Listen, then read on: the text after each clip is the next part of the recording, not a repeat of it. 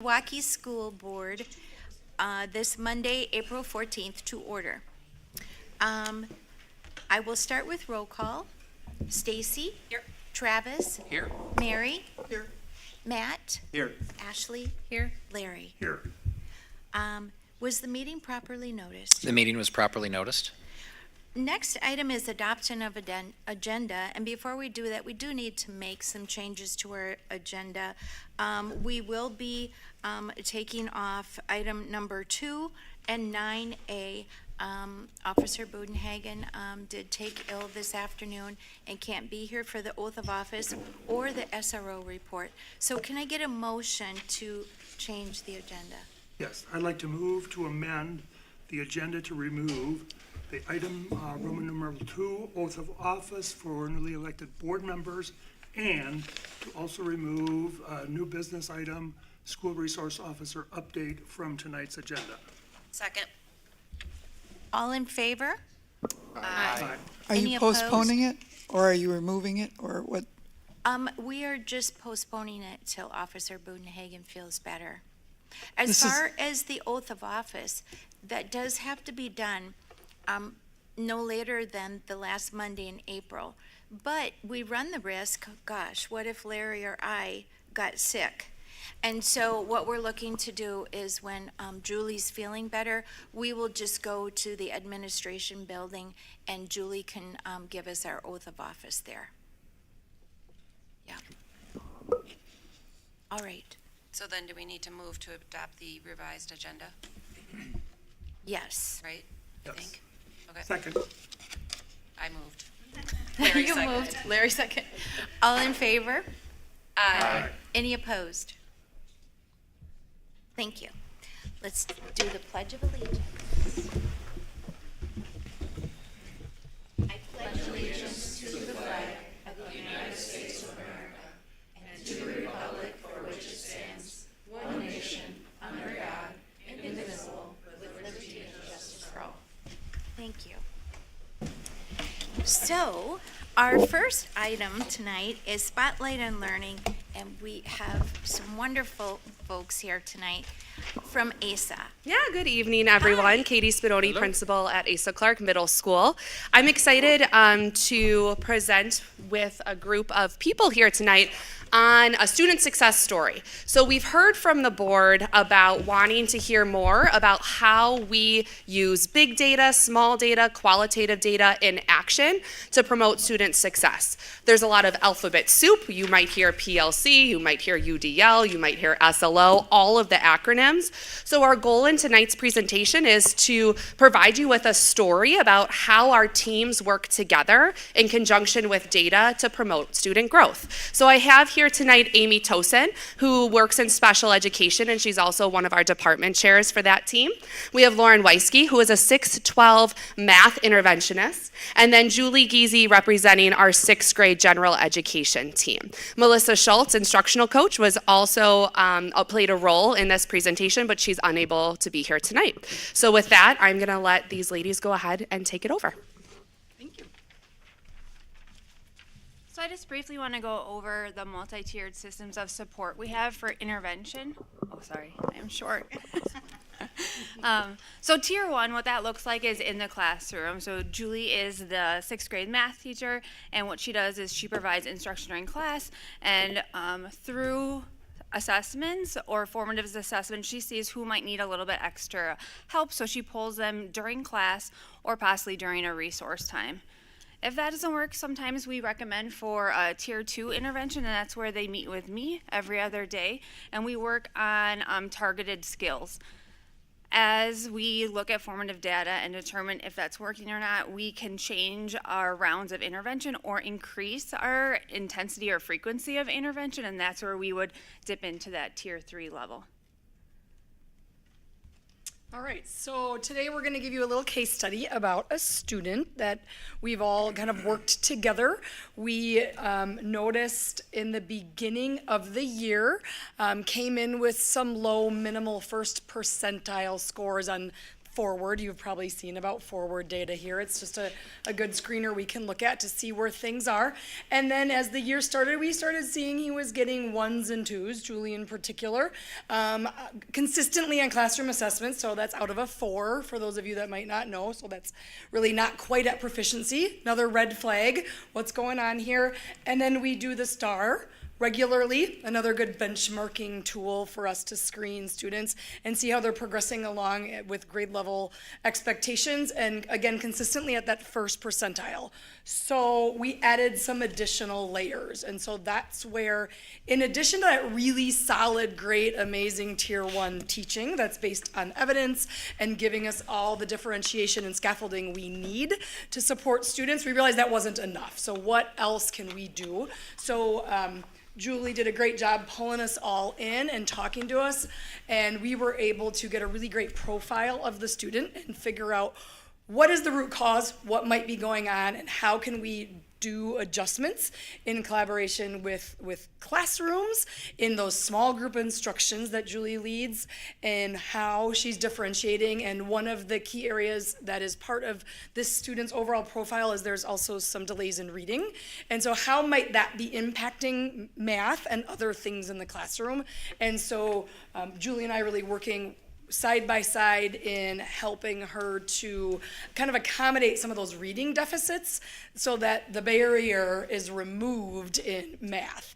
In addition, we have tier 2, so working on some every other day small group pullout in a separate classroom, trying to close those gaps and build some skills that might have not came over or been learned in previous years that might be creating some challenges. So closing some of those gaps in a really personalized way, and then just really regular talking, formal meetings, but also unlimited emails and chats on Google as well as chats in the hall, right? So all of those things led us to continue that heightened teacher collaboration to wrap support in this MTS in action way. Julie, excuse me. So you mentioned, you were talking about math, but you said his reading scores were also below, but maybe not as below as to require the MTSS as much? Great question, great clarification. He actually receives special education services for Okay. reading. Okay. And so still gets all of that for reading in addition to getting some very, what we would call specially designed instruction, where he meets with me every day to get very targeted reading support. In addition to, we sort of call it like core plus more is the words we use in our world. So gets that great core instruction, but also that specially designed instruction. Great question, thanks. Oop, I'm back here. All right. So in tier 1 in the classroom, you really have to think about like, who is this learner and try and figure it out. So I looked at what is he like, behavior and all that, and he started off very disengaged in class, actively avoiding tasks, very much wanted to like ask for help, but kind of push the book to be like, you do it. So then trying to figure out what is it, what like gaps does he have? How can I help him? I had to observe a math intervention. I wanted to see what he looked like in a different setting than just a classroom setting. And that was great and eye-opening. And then it was another conversation that Lauren and I could talk about, like how can I use what she does to best support when she's not in my classroom? Tried various teaching methods using different UDL strategies and reflect on them with my Math 6 team. Because this year our SLO goal is tied to, like, we share kids for our SLO goal amongst our Math 6 team. So even though the 2 other math teachers in 6th grade don't have this student, we kind of share the results of their like CGA testing, and it helps because then it's other people to bounce ideas off of. You can kind of say like, here, I'm trying this, I'm really stuck, what should I do? And then you get some more collaboration. So like Julie said, we met. One of the things we were comparing was different data in Tier 2 intervention. So the student was making growth on the Ames web, on grade level material. In the targeted intervention, they were making growth on the intervention pre and post test and progress monitoring. We weren't seeing that transfer between intervention and the classroom. So Julie came in and observed and got to see like what strategies we were using and different behaviors. And what we ended up doing is I ended up going to her classroom as well and observing her teaching and how he was interacting. And it was withdrawal and wasn't using those strategies. We were intentionally working on an intervention and carrying them over into the 6th grade math classroom. So what we did is we talked about how his IEP might affect how he's engaging or reading the test, and we talked about how we could bridge that gap between intervention and the classroom, and we decided that we needed to change how intervention looked. So in my classroom during intervention, we brought in more pre-testing and reteaching so that when he would go to Julie's class the next day, he would already kind of feel confident in the lesson that was learned. We also changed to push in classroom intervention. So you would see me bringing out like some of the foldables or the strategies we already talked about in intervention, started using them more comfortably in her classroom. What we saw was amazing. He started to engage in groups. Groups were asking him to join. On the computerized math, he didn't want to stop at 80%, which was the classroom requirement. He wanted to go to 100%. So just a change in total behavior. He felt successful. He knew there was more than one person in the building he could rely on in different areas. And we ended up seeing that growth in the classroom, not just in intervention as well. Yeah, just a side note, he got a 2.5 on the latest math test, so I Hey. just gave back. Not only was he excited, but he also asked for a retake form because he wanted to do even better, and I was like, who are you? This is great. Love that in class. So, MTSS in action for semester 2. Again, we continued with intervention. Tier 1 is me. I do it in the classroom. And then we increase the level of intervention to include push-in. And then the supports through the IEP and how reading accommodations can be utilized in the math classroom. This next slide is just our data that we had, both the in-classroom assessments, formative and summative, the STAR data, and the growth from the beginning to the end and through this collaborative approach, the Ames web data, and then my individual intervention where we would pre-test and find out where their grade level gaps are, pick a topic like fractions and work on them, and then do reteaching of direct instruction and strategies, and then post-test. Do you guys need a little bit more to Yeah, like digest that data, or are we good? We good? I'm good. You want to peek at it again? Okay. So really, what's making the difference is the question, right? And this case study is one of many. This is the way we work and the way we operate at ASA. And so why is it making a difference?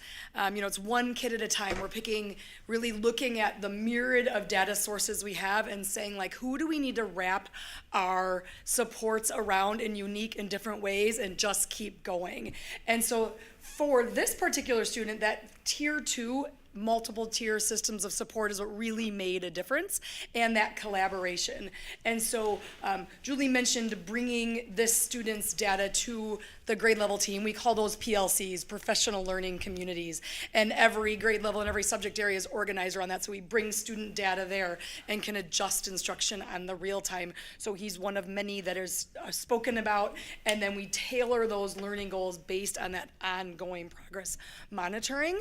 And that collaboration in the classroom, right? So we're not just looking at these quantifiable data points. We're also looking at, are we engaged with learning? We know engaged learners keep learning and keep wanting to go to school, and we lose a lot of engagement in middle school, so we are not about to let that happen. And so we really measure that as well. And so seeing that he's asking questions, he's working in groups, he's contributing, he's now asking for redos, which is huge. These are the life skills we want to see and celebrate and keep going. And so this MTSS system of supports that we have in place is a great structure where this student story shows us the importance of early identification, catching it before it gets so bad that this student sees themselves as not a learner, as not a student. We don't want that identity to be formed, especially in the middle school formative years where people's identity really starts. We want to always get in front of that and you are a learner, you can grow. School's exciting, we're here for you. And that consistent teacher collaboration and those tiered supports where we just keep layering it. And he's successful now. If data looks different in a little bit, we'll shift things up. And so it's just iterative live process that we can just keep going. Could you And- clarify something for me before you go on? Yeah. 'Cause Oh, you're I- right there. I'm like, I hear you over here, but you're right there. Right, that's where the speaker is. Sorry about that. Yeah, no worries. Yeah. Did you say that your case study was a special ed student? This particular student receives tiered support through multi-tiered systems of support in addition to having an IEP, so does fall under special education as well. So you have a program, just to clarify, of special education that is geared to this student already. For reading. On top of that, So this student, so in the world of special education, there are 13 diagnostic categories that you receive services through. This particular student is eligible and therefore only receives services in special education for what this student was eligible for, which is reading learning disability. So a learning disability in the area of reading fluency, meaning the decoding, the ability to decode text and understand text, is not where we would expect, and the disability is in that area. So special education is very specific to just that learning disability in reading.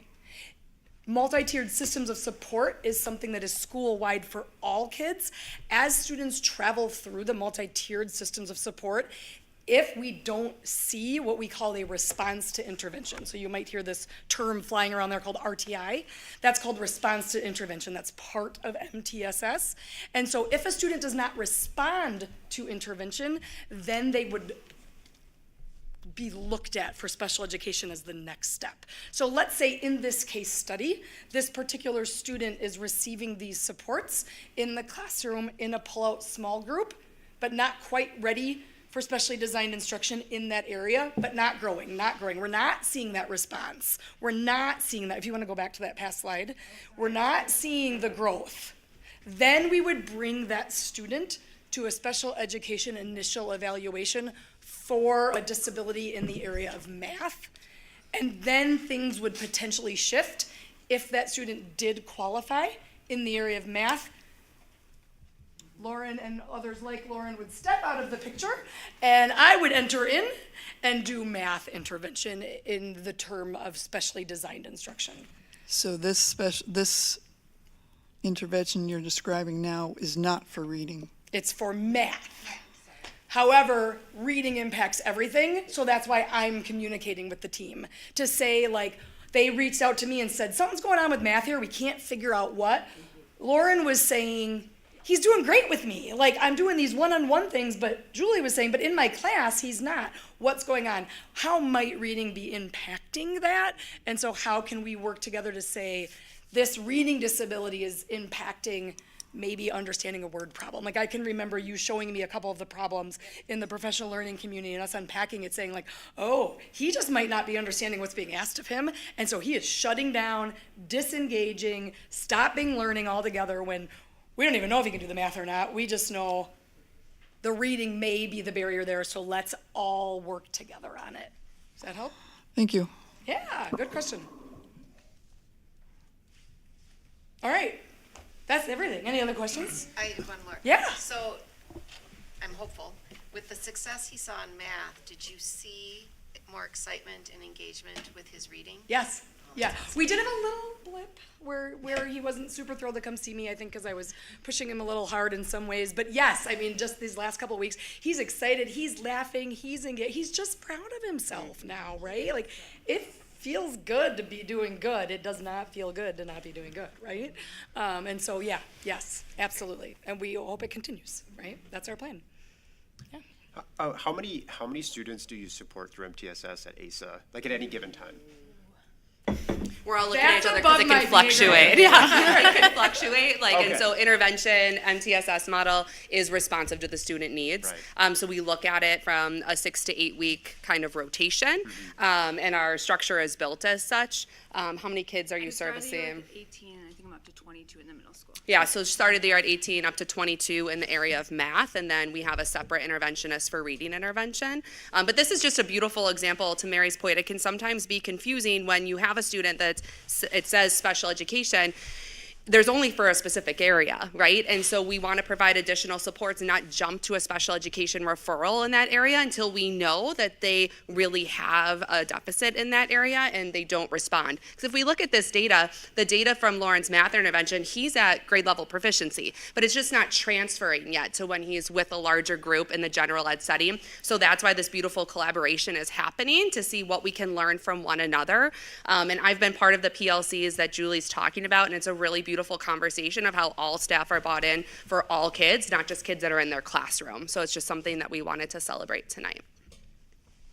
I want to say, I think this student is one lucky kiddo because of the great intervention and evaluation that took place, but it's really not just that student. It's, you know, all these students in ASA that benefit from this type of intervention that can help our students. And I think the greatest part is seeing the growth in this child's learning. So I just want to say kudos, thank you. Keep doing what One you're follow-up question, since I got all these professionals here. The forward exam you mentioned, I think when you began your presentation, could you offer any insight to square, because you guys have been at this for a while. Intervention, it didn't have this name before, it was under another name. Can you square it all, or give us any sense of why for 10 years we've had 1/3 of the kids below proficiency in math and reading? Who wants to take that one? Anthony? Yeah, I mean, you guys feel free to Yeah. to add, but and we've talked about this before, Mary. That is a 1 point in time test. As you listen to the educators up here, I think that, I mean, you look at all the different data points that they have. There could be a scenario where a kid is just a bad standardized test taker. And we've talked before, the passages in a huge part about reading is having background knowledge about what you're reading to be able to comprehend it. And those passages that are part of the forward are, for our students, not very authentic in that they have zero background knowledge. It's a passage of something they may or may not have knowledge of. So it is an important data point, but it is not the data point. Well, my question was, why is it, I mean, you say that every time, and we're back here every year with the same beautiful story. We get the same data, 1/3 can't read, can't do math. Hopefully it'll be better here this spring. Yeah, and We've got no evidence of that, and they're doing the same thing, so I was just wondering about that. And they're using that test. And you have mentioned this before, I think Mike has also. As one Mike piece has of also evidence. spoke to this too. If you feel the test is not giving you what you need, why do you make them take it? And why aren't you telling those people in Madison that this is not a good? I mean, unfortunately, it's part of our reality and part of the state of Wisconsin assessment system. And as we've talked here, and there's been discussion that's ensued related to school report cards and, you know, X amount of students not being above proficient, a lot of that is tied to that single test. Well, yeah, maybe, but there's a whole lot of data when you go out into the public, they graduate. It's not that they're just saying that it's the one test and it's 10 years on that same test. There's a definite decrease that has been acknowledged rather all over the public. You can see it in the way people read, the way people talk, the way people write. And the last report, which I think I mentioned last year, the overall IQ is down. So it's not test specific, one-off. There's a general decline in the amount of knowledge these kids are coming out with and going into the public with.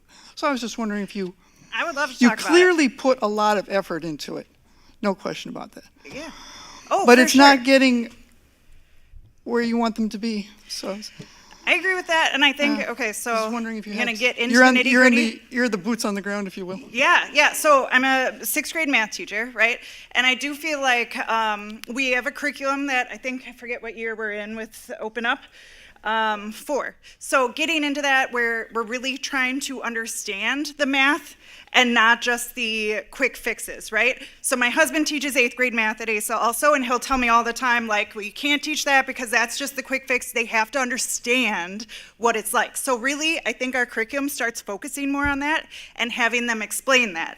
It is a muscle they have to grow. A lot of my kids don't want to do that because they want to do the quick fix. They really are used to that, like, 8-second video, and they move on, they move on, they move on. So it is something that we're building, and we talk about all the time of that brain power and that muscle that they have to build to be able to explain, to be able to understand some of those concepts more than just doing it to get your homework done or something. So we're working on that as we go. I also feel like our forward test, right? We make sure that the kids are getting ready, but I do feel like we could be doing more with how to take multiple choice tests in math. I know they do it a lot in language arts, but kind of focusing on that as well. But yeah, I think that's something I feel like there's a challenge a little bit with this generation that wants the quick and easy and done. And us trying to be like, we're gonna slow down, we're gonna understand, we have to do that. So I think there's a big push for that in the open up curriculum that we have, which is great. Any other questions? Well, this is Larry, other than, I think this is a great example, and Stacy knows exactly what I'm gonna say. In terms of when we think about the MTSS, it's clearly an example of opening the door to each child's future, because you're essentially customizing what each child needs based on their particular learning style, their learning abilities, all of the things that are out there, which again, I take great pride in the fact that we have done that and we're working hard at it. And we've been working hard at it for a long, long, long time. And interestingly enough, I heard a speaker from last week, his name was actually Arnie Duncan, and he referred to the fact that states like Alabama, Mississippi, Louisiana, whether it was reading or math, have spent 20 years working on improving their scores and their results. And it's going to take us a while because it doesn't happen automatically. I mean, we need to invest those 20 years to keep pushing it for all the teachers that are out there, but also for all the kids. But it's clearly an example of opening the door to each child's future, so. I think that's great, Larry, but I think one of the things that we're not getting a hold of here is it's gone down. Well, So we used to know how to do this 20 years ago. In the 1960s, Kennedy could quote a thing from Latin in a public speech and be pretty confident that most of the people it's not going to go like this because the education was here. And it is rather universally acknowledged in this country. In fact, our standards, according to, based when put against every other country, we're not anywhere near the top. So it's gone down, so we used to know how to do this, which is why I'm glad I got you here. Why isn't it we don't know how to do this anymore? Because in the 60s, 50s, they could read, they could do math at a much higher level coming out of 8th grade than they can do now. Same thing is occurring when you go into college. They've got way more remedial courses than they ever had, and that's in basic reading and basic math. And that's a decline. So it's not like we're learning this for the first time. We've been at this for 150 years. It's reading and it's math. We're not teaching them computer stuff. That's not what we're concerned about. The basics we're losing. So thank you, though, for all of your thoughts. I just want to thank you all. This is exemplary best practices that you guys are engaged in. I'm really impressed by a team of dedicated educators that put so much time, energy, diagnostic data, and completely adjusting your instructional strategies to meet the kids' needs that are in front of you. So gives me a lot of pride to sit here and listen to the work that you guys are doing in your professional learning communities. This is just outstanding practice. Thank you so much for being here tonight and for the great teachers that you guys are.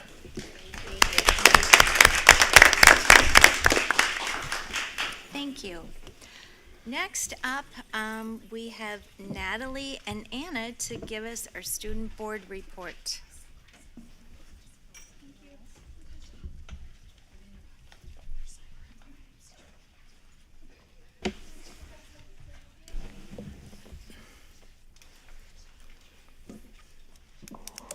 Alrighty, this is I think it's our second to last report already. We can't believe it. But we're just gonna highlight some things that happened during the month of March and the start of April. So to start, I wanted to do a little capstone highlight for one of our insight courses over at PHS called Serving Others. I've presented on this before, but they're working on capstone projects, getting involved with our community. So I talked to one of the current members of Serving Others about her project. So her name is Carly Hagen. She's a part of that insight course that I just mentioned.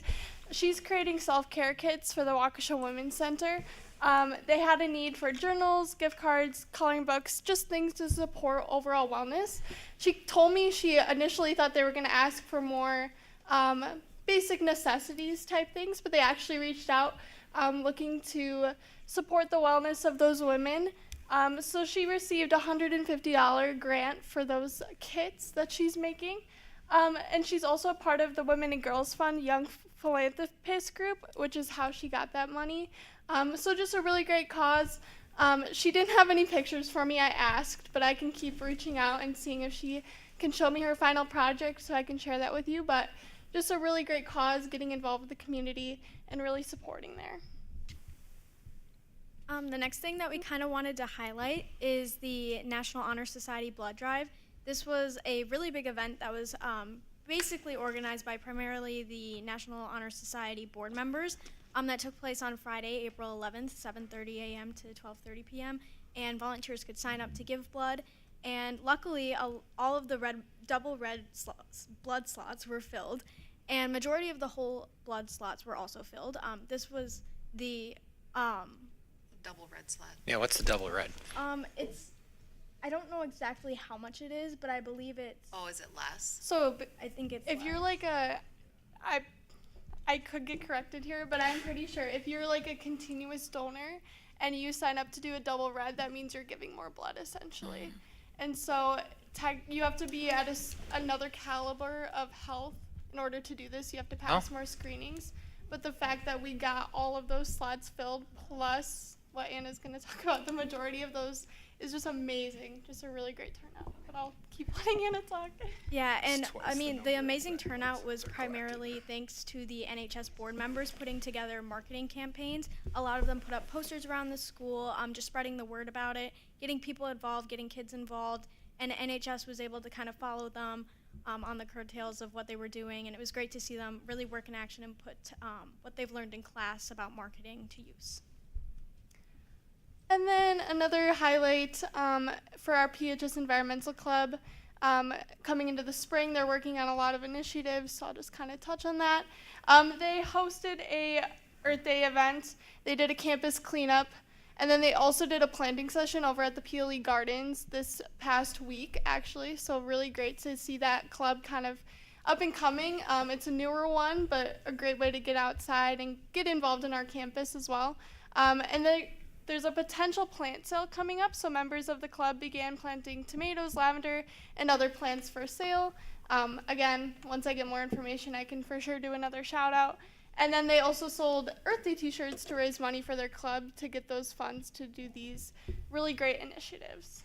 And I would like to quickly add just a thank you to Mr. Gartman for putting all these efforts together and really working hard to maintain the club, but also keeping it very professional and organizing these events, as it's very difficult to wrangle in high school kids, but making everybody kind of have a positive spirit about being able to help out the community.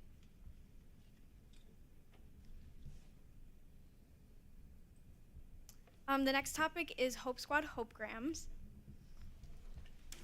So Hope Squad's been up to a lot of things lately. They had an activity at lunch where students could come up and for free write a positive message for a friend or staff member, and these would be presented to students and teachers in class. There's also a little candy attached to it, and it was just a great way to kind of start off the spring and get things going. And then there were also mental health lessons in classrooms, which was on Monday, March 10th, where Hope Squad members were able to provide mental health classroom lessons to some middle school students, just teaching them how, although school does get stressful sometimes, how to take care of yourself and maintaining mental health. And some events that are coming up is the Mental Health Awareness Month, where they will be holding resource sessions where they'll have free food and drinks and just fun activities to kind of ease the stress of finals and AP tests and kind of hang out with your friends and just have a little bit of fun. And then we are also planning the next Hope Walk.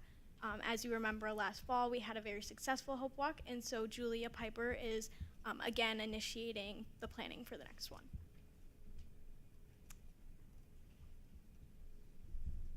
And then for athletics and activities, so the start of spring sports, there's a lot of new sports coming in and lots of school records broken recently, specifically in track. For FBLA, there's 12 students that qualified for nationals in California. Pirates Got Talent is finishing up submissions for acts, and that is organized, I believe, by HOSA and orchestrated by that all. And the PHS Productions video was really fun. There were students who were showcased doing special talents, so that was a really fun video to watch. And then HOSA State was April 6th through 8th, and we had lots of students who did really well and performed quite well. And then the cheer team is holding tryouts April 26th to kick off their next season, and Science Olympiad earned 12th place at state. And then lastly, just some salutes and recognitions. A huge shout out to the Leukemia and Lymphoma Society campaigns.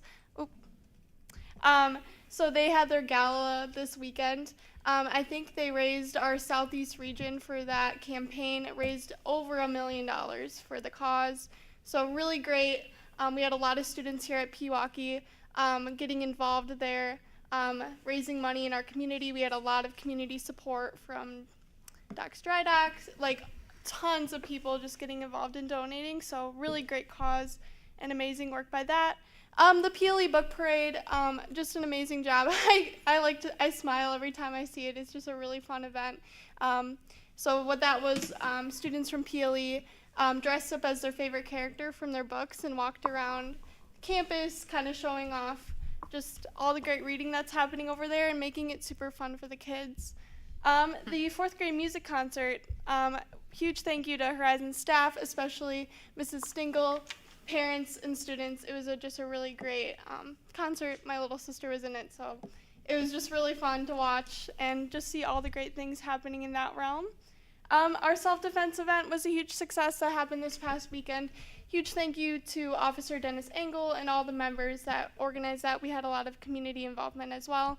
And then a huge thank you to PSD staff, administration, and the police department for all the safety concerns that were happening this last week. As students, we just really appreciate all the hard work that goes into making sure this is a safe environment for everyone to learn in. And we'll take any questions or comments as well. Just because this is one of those that I feel very good about.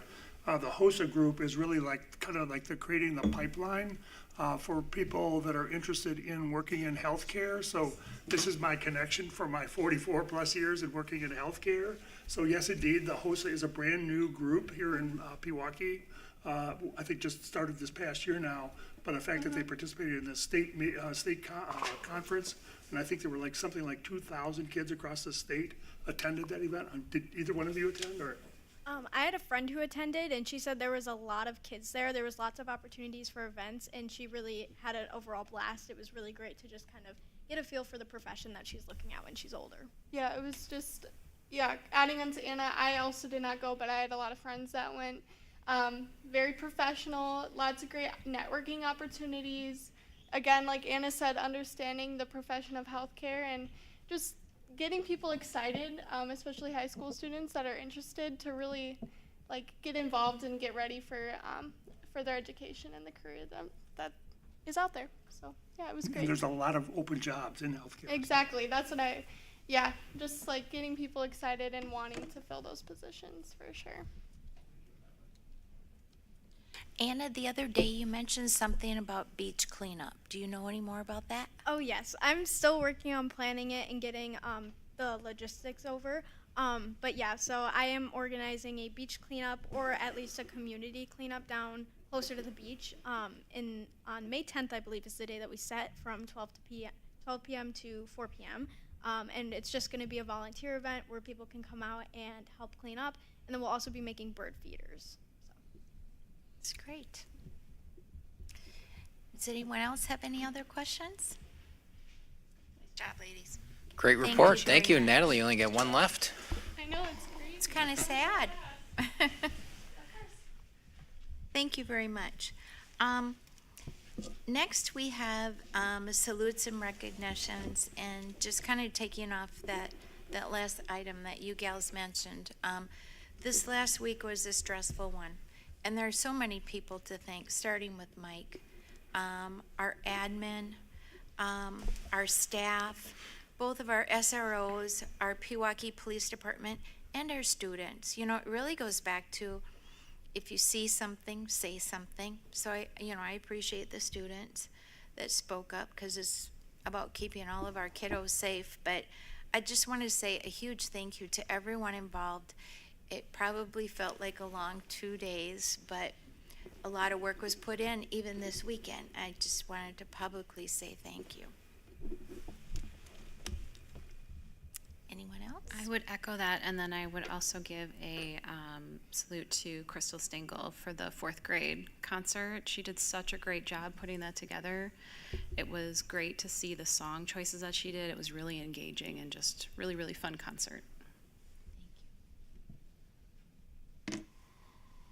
I have a longer list, so if someone else has another one, maybe you get it out of the way now. All right, Go well, for it. who knows, All right, maybe I'll peel some off of yours before you All right. take everybody.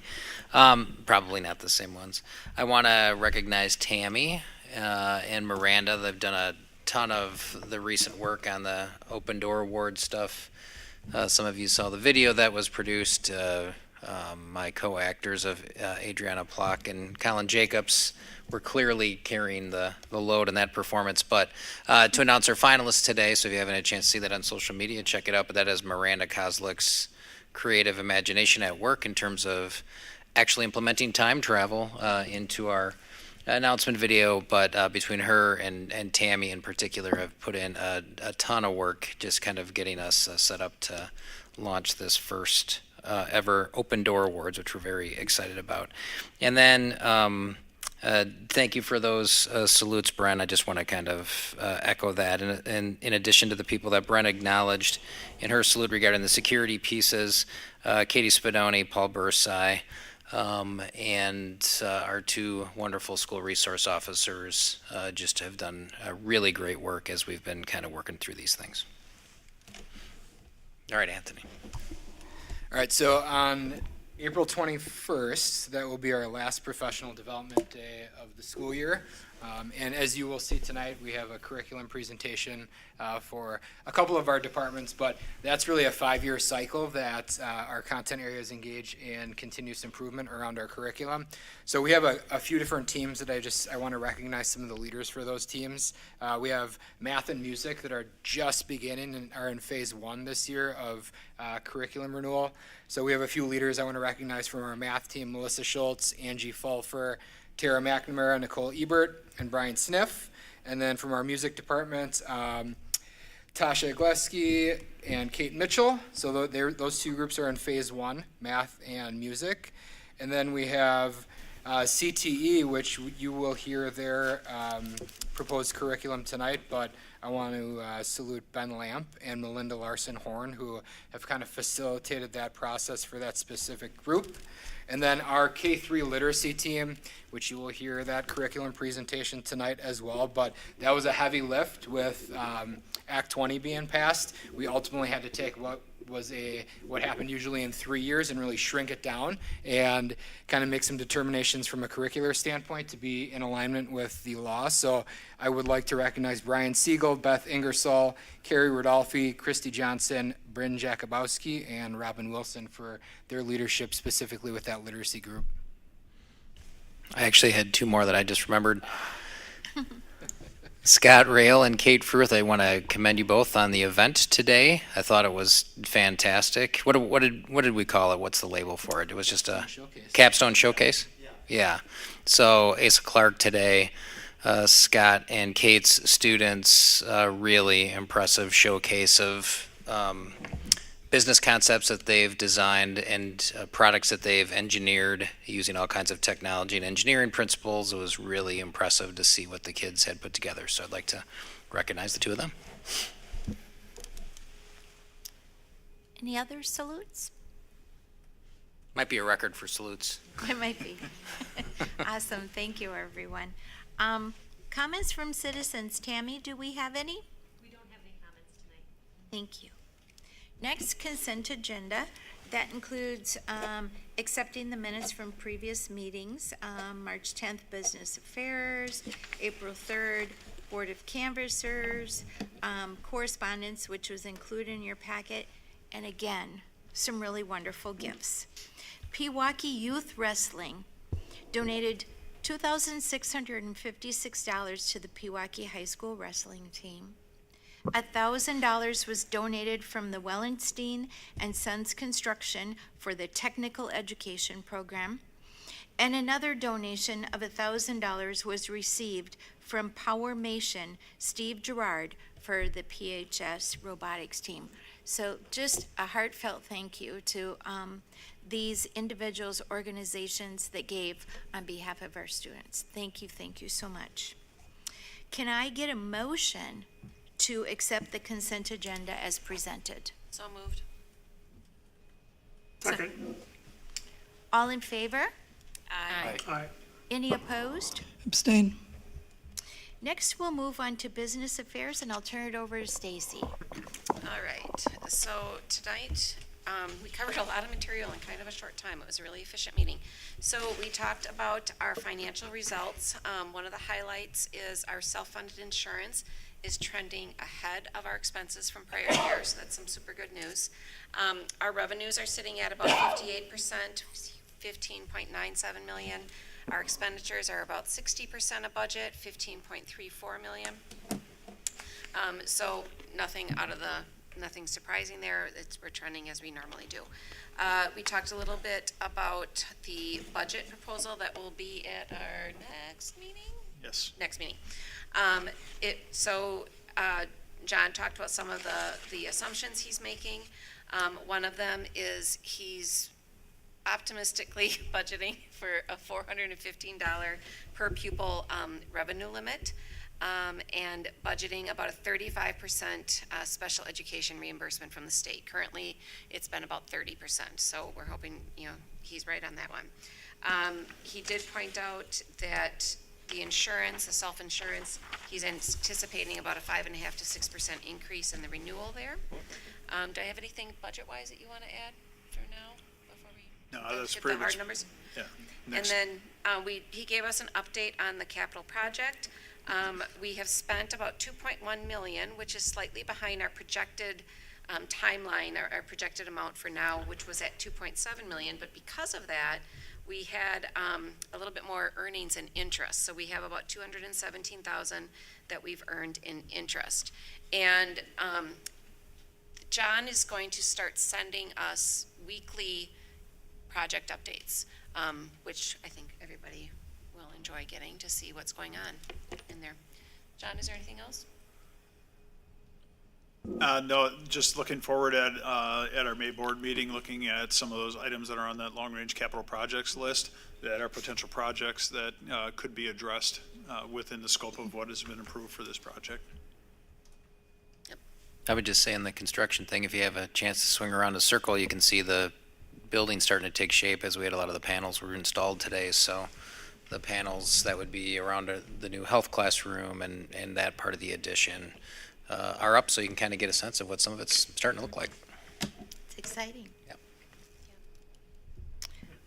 And all of this has been going on with hopefully minimal disruption in classrooms, I should say. Yeah, so as we completed demolition, substantially completed the demolition of the building over there. There's been some noisy times. Natalie can probably attest to that on that corner of the building, but there's a lot of activity going on over there that we've been doing our best to minimize any impact on the learning environment. The people that have had to adjust the most are tech ed because they lost their shops. So they're using the wood shop in ASA and just kind of figuring it out a little bit with the loss of those spaces. Can I get a motion to accept the business affairs report? Motion to accept the business affairs report as presented. Second. All in favor? Aye. Any opposed? Abstain. Moving forward, personnel issues. We do have some things to act on. Yep, you skipped a page. Did I skip a page? You're right. Oh, you would have gotten us out so We would have this would have been a really nice early meeting. Sorry. Forgot to flip my paper. Okay, so, this is the important stuff here. We have the CTE and the 3K literacy curriculum presentation. Anthony, you and your team.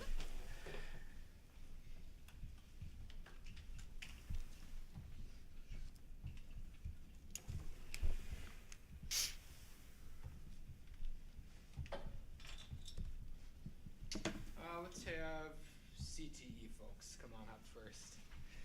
But I just want to kind of preface our presentation here. So tonight you will hear our curriculum renewal proposals for career and technical education with a little asterisk there. You will not see any new courses for kind of our traditional tech ed courses. Those are going to wait until next spring when they can be in the new spaces. They did not want to start a new curriculum without being in their new spaces, so that will come to you next spring, but the rest of it you will get today. After CTE, we will then dig into our K2 literacy curriculum proposal, and the driving factor behind that was the passing of Act 20, the Science of Reading Law. So that would have not normally come to you guys probably for another 3 years, so you'll hear that as well. We'll give you a brief overview tonight of our work and some of the proposed changes. Tomorrow morning, all of you will get an email with direct links to all of the classes in these curriculums. I also put together a guide for you so that when you are looking at it, you know what some of the stuff means as you're looking at that. So you'll have then until the next board meeting to review that, to ask any questions, and then at the meeting on the 28th, you will take action on hopefully approving both curriculums. All right, so we're going to summarize those key updates for both CTE and K2 literacy. Just want to kind of provide a transparent overview of the financial impact of both of those as well. And then at the end, I will dig a little deeper into how you as board members and our community at large can engage with the materials and review them prior to all of you taking action at our next meeting. So before we start, I'm going to have you guys introduce yourself. So these are some representatives from our career and technical education departments, both middle school and high school. These are not all of the teachers that were engaged in this work, but they are our spokespeople for tonight. So if you guys just want to hop up and introduce yourselves real quick. Hi, I am Kate Fruth, and I teach business both at ACMS and PHS. I'm Kelly Caesars, and I teach family and consumer science, both at ACMS and PHS.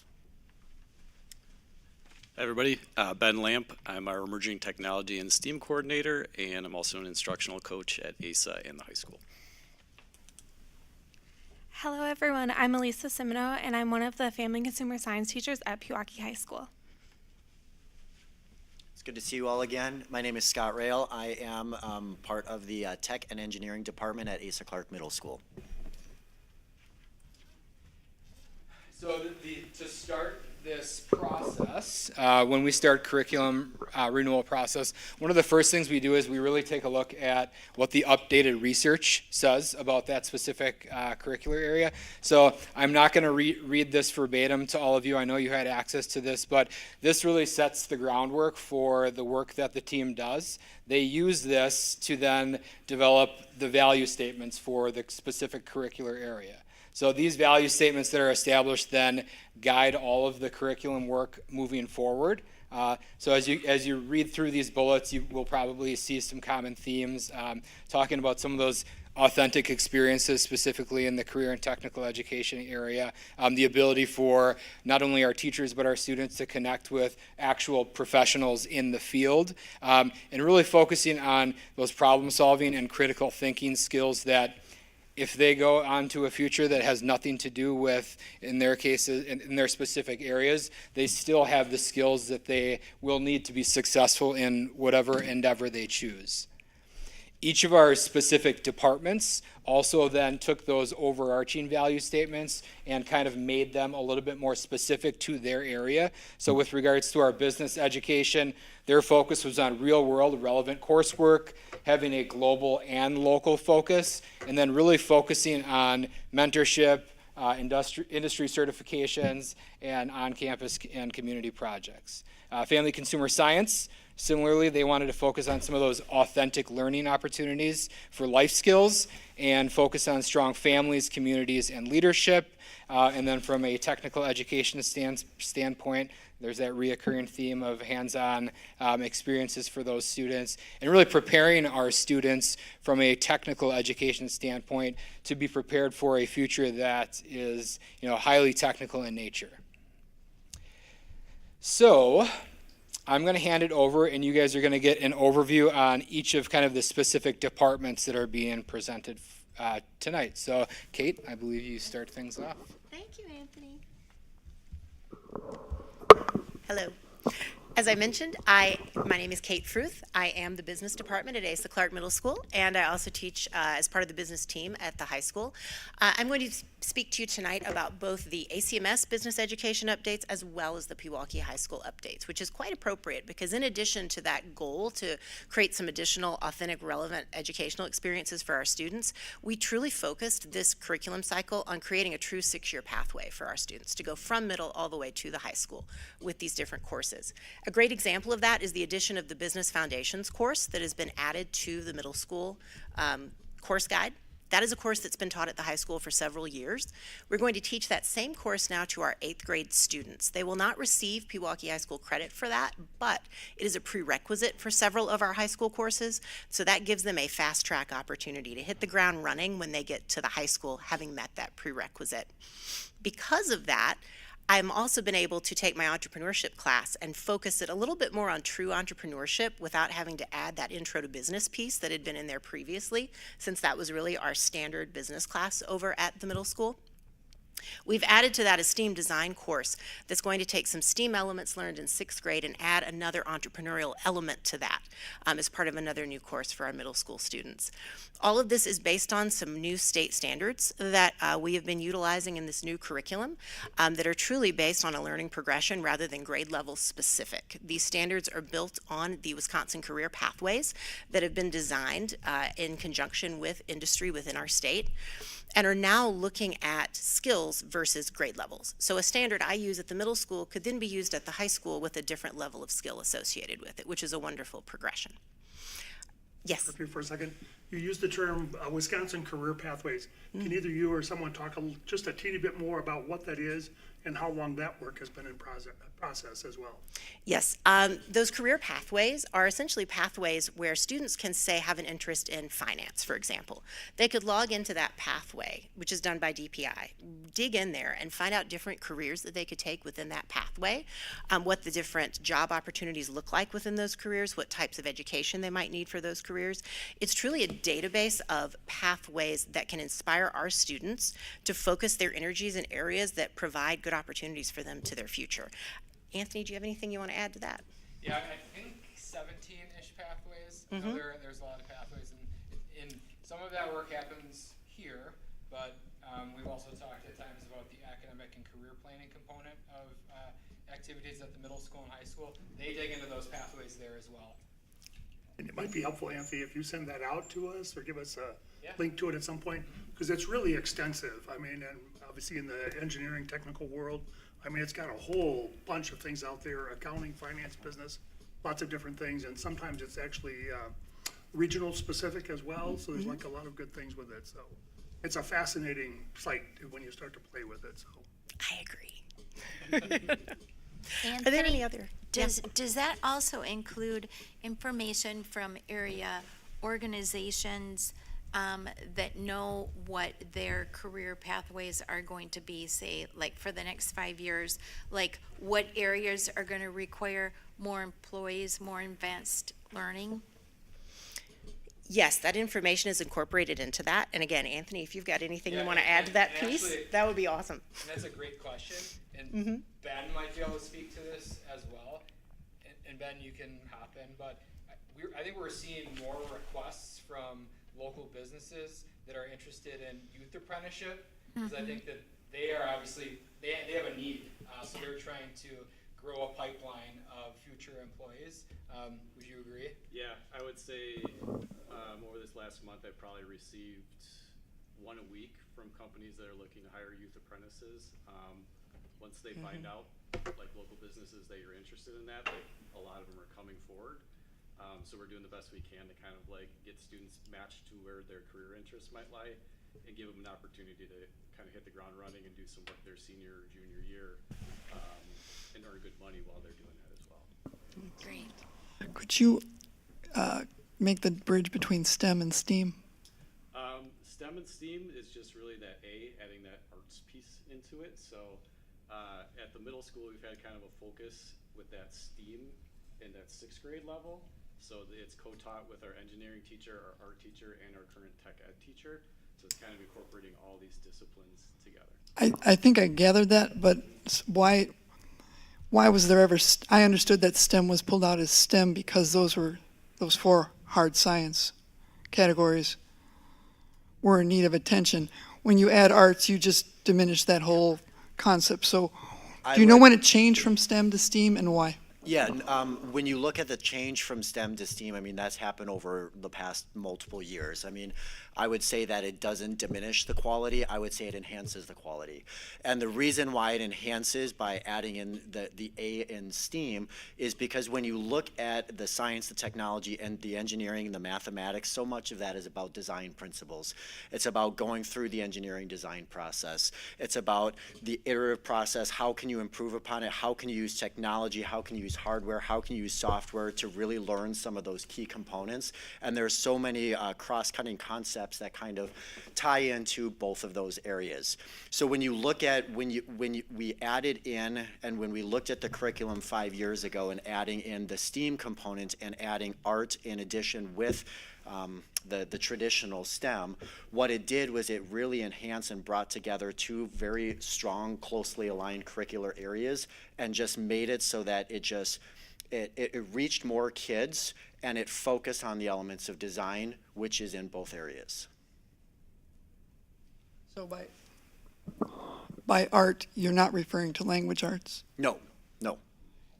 What are you referring to in art? You're not doing painting, obviously, then? Well, and Scott, you can speak to this, but after that they get exposed to some 2D and 3D Yes. art elements in 6th grade, and then as a 7th grade or 8th grade, they can kind of choose to take some additional art classes, both 2D and 3D. 4 specific examples, like if you look at that 6th grade STEAM Explorer class that we teach, the art teacher and we taught that together for the last 4 years. This year we added in an element of having the tech ed teacher also join us so that we can have more of a cohesive team.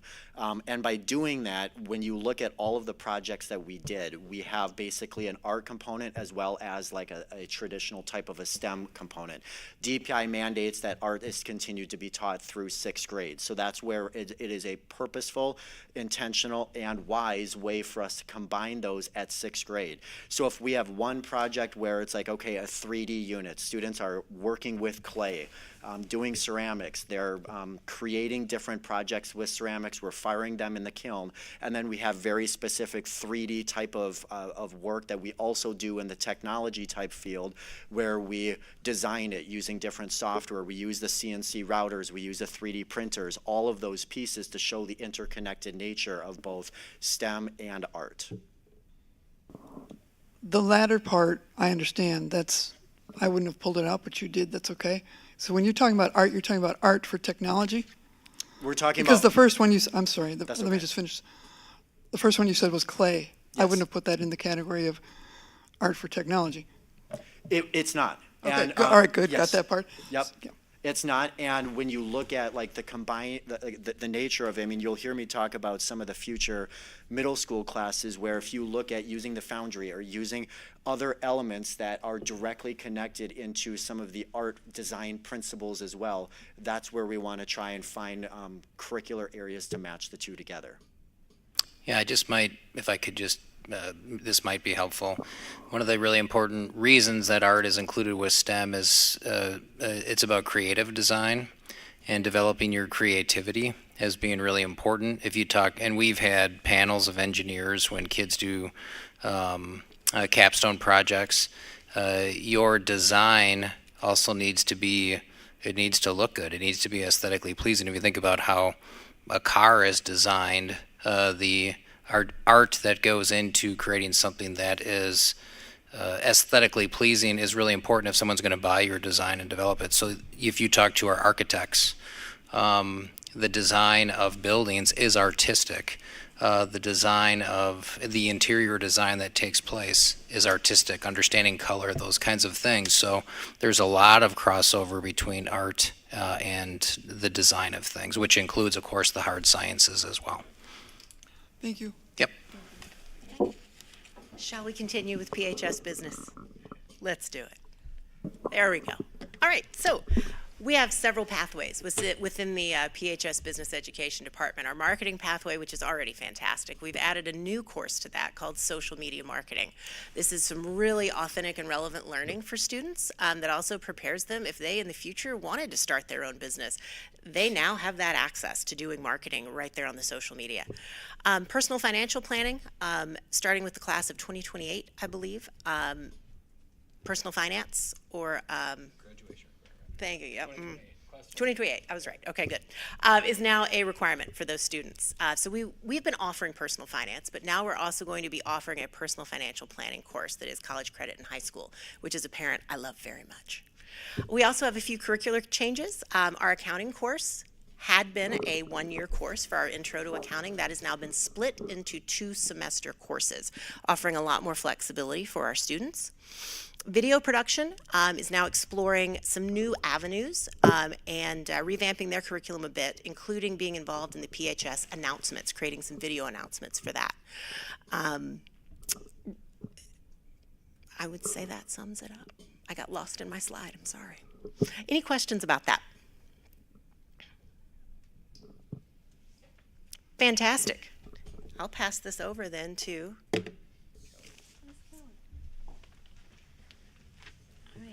Not quite as tall as Kate. All right, so again, I'm Kelly Caesars. I teach family consumer science at ASA and also at PHS. I am just going to be focusing on the middle school changes, and Elise is going to take over the high school changes.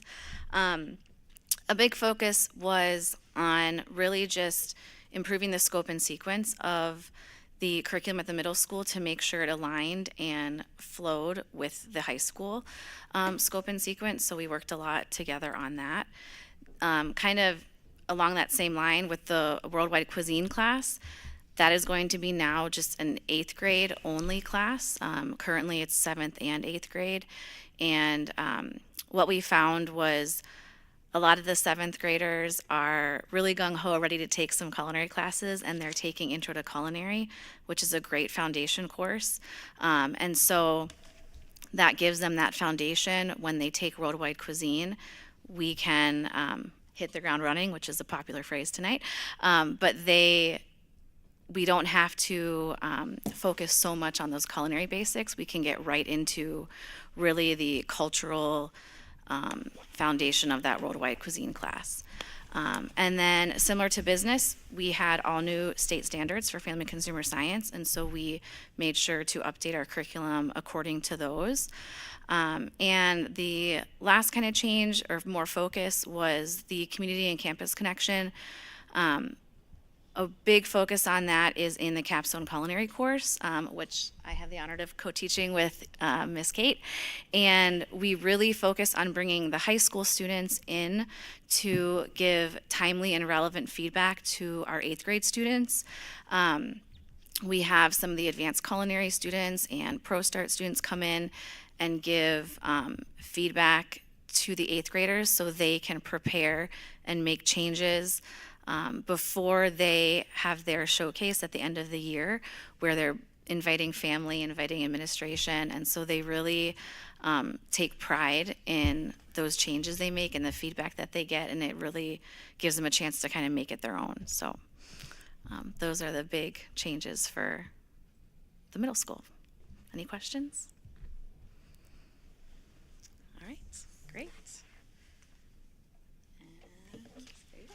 Thank you, Kelly. Hello again. I'm Elisa Simino. I'm one of the Family and Consumer Science teachers at Pewaukee. I'm just going to talk about some highlighted updates focusing on new courses, curricular changes, and then connections. This year we are developing a new course, Interior Design. We're also developing Advanced Fashion Analysis, building off of our fashion course. Serving Others internship, which will connect with our Serving Others Insight course. Some curricular changes, Interior Design, we're working on developing as a standalone course. It used to be in the architecture world, and now we're dividing the courses up into two separate courses. As Kelly and Kate had mentioned, we're improving our scope and sequence, really focusing on updating those FCS state standards. And as we continue to build these courses, I feel like our courses just really kind of lead to those natural connections and community involvement and things like that. And so that's kind of what we are focusing on for the high school. Any comments or questions? Thank you. Thank you.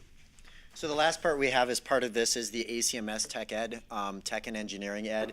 You heard Anthony talk about how the high school level is not presenting at this point in time because of the construction. We at ASA were fortunate to be part of the last referendum to have our spaces updated, so we are presenting here this evening. This will be a great, if we do get your approval, be a great segue into next year, because then when the high school is able to come through, the middle school kids will have had a year and the 8th graders will come in with that experience already, hopefully to continue that path along. The new courses that we have as part of our technology education is the STEAM design. You heard Kate talk a little bit about that. That STEAM design is going to be, we've always had questions after STEAM Explore of, well, what is the next class? I may like STEAM Explore. What do I do next? And we're like, hey, there's all these classes that you can take. But they say, but which one? This STEAM design class is a great way to kind of merge a little bit of the business side and to continue some of the skills that they've learned in all of the avenues of STEAM. So that is a brand new course. One of the courses that we are replacing and getting rid of is because 5 years ago, well, let's go back 10 years ago, we used to have a course that was called 21st Century Skills. Well, when we got into the 21st century, it ended up making sense for us to morph into something different. Then we merged it into a code to create, because 5 years ago, that was something that was incredibly emerging. And with coding and with the explosion of AI, we are now at the point where it's like, okay, well, code to create is probably not quite at that point that we necessarily need it to be, so let's change it again. So we merge and we pivot a little bit more, and now we have this STEAM design course, because this is a great way to really enhance pretty much everything that we do in both the business world as well as the tech and engineering world. So that's the biggest change, is the elimination of Code to Create as well as the addition of STEAM design. The standards that were in Code to Create are going to be in different places. We are going to teach some of those in that STEAM design as part of the design elements. In addition, some of the coding concepts using the microbit and physical computing is going to be entered. It has already entered this year a little bit as a pilot into this year's STEAM Explore classes. So those concepts are still staying with our curriculum. It's just changing into different spots. Some of the other big curricular changes occur within engineering and design and fabrication, because with our current teaching, there's a lot of crossover and there's a lot of matching between them. Both of them really focus, or we do some things in engineering, we do some things with wood, we do some things in the shop, where it's like, well, what's the difference between them? So in our SWOT analysis, when we were going through the curriculum process, we realized that we really need to kind of manage and emphasize pathways. The high school is going to go down like more of a manufacturing pathway and more of an engineering pathway. So we wanted to make a vertical alignment 6-12 and have an engineering pathway as well as a manufacturing one. So that's kind of the nature of when we were trying to figure out the standards and the units about what we are looking to do. We tried to kind of separate it in that way, manufacturing here and engineering there. So when you get the curriculum, you will definitely see some of those pieces about how the engineering and design classes really focus on engineering principles, design and fab class more focus on the manufacturing pathway. Some of the connections that we have is that I talked a little bit about that last bullet, the 6-12 pathways connections with the tech ed curriculum that we will have, in addition to our K-12 computer science alignment and the vertical sequencing as well. So looking at it all the way through from kindergarten all the way through 12th grade, how can we continue to build and enhance the computer science, knowing full well that AI has changed things as well, and how can we morph that into to our current standards and what we do at the middle school, at the high school, to prepare our students for success if they choose to go into that field. So those are some of the big overarching changes that we have in the middle school tech and engineering department. Any questions from any of you before I turn it back to Anthony? How many students are able to go to work in the afternoon? You mentioned it briefly. I can't remember which one of you did.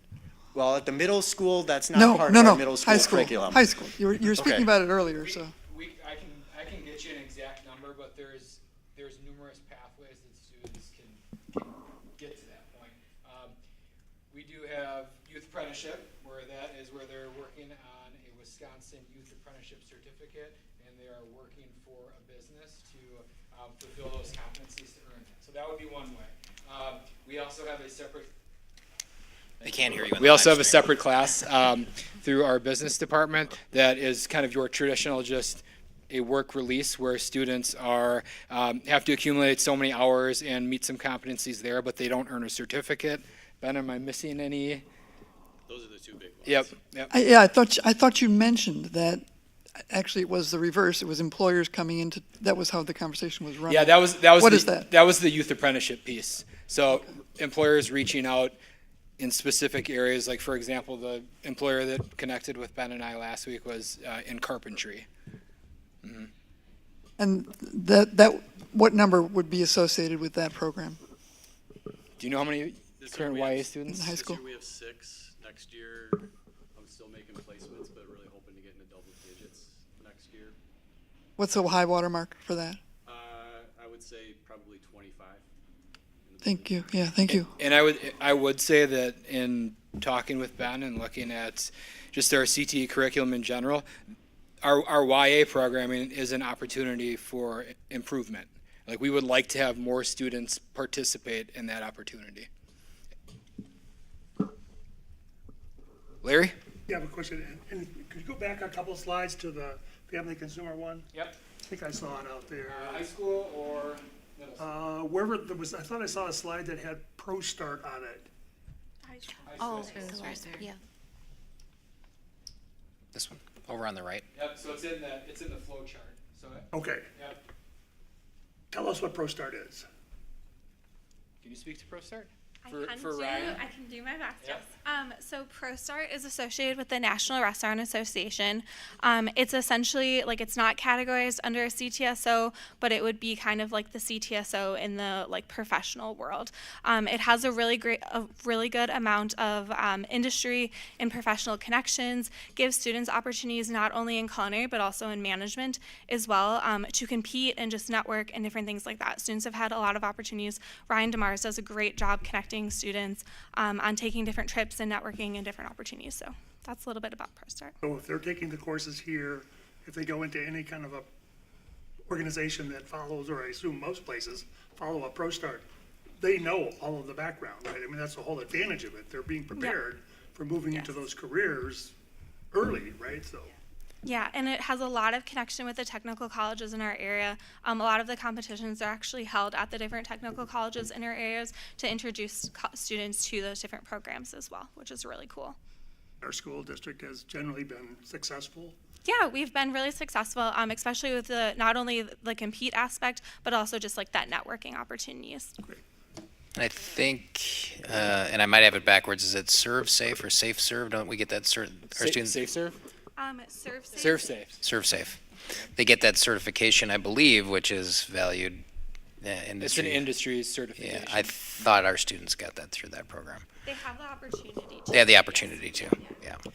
Yeah, and Larry, just to follow up on your question, it was also with the ProStart curriculum and some of the things that Ryan does in those culinary classes, his old space, he wasn't able to meet a lot of those things. So it was a direct driver into what the new culinary classroom will look like.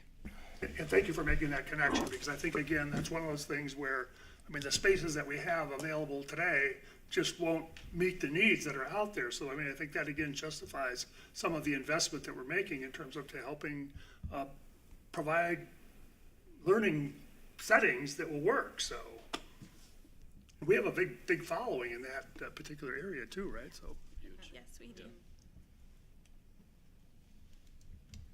last questions before we dive into K2 literacy?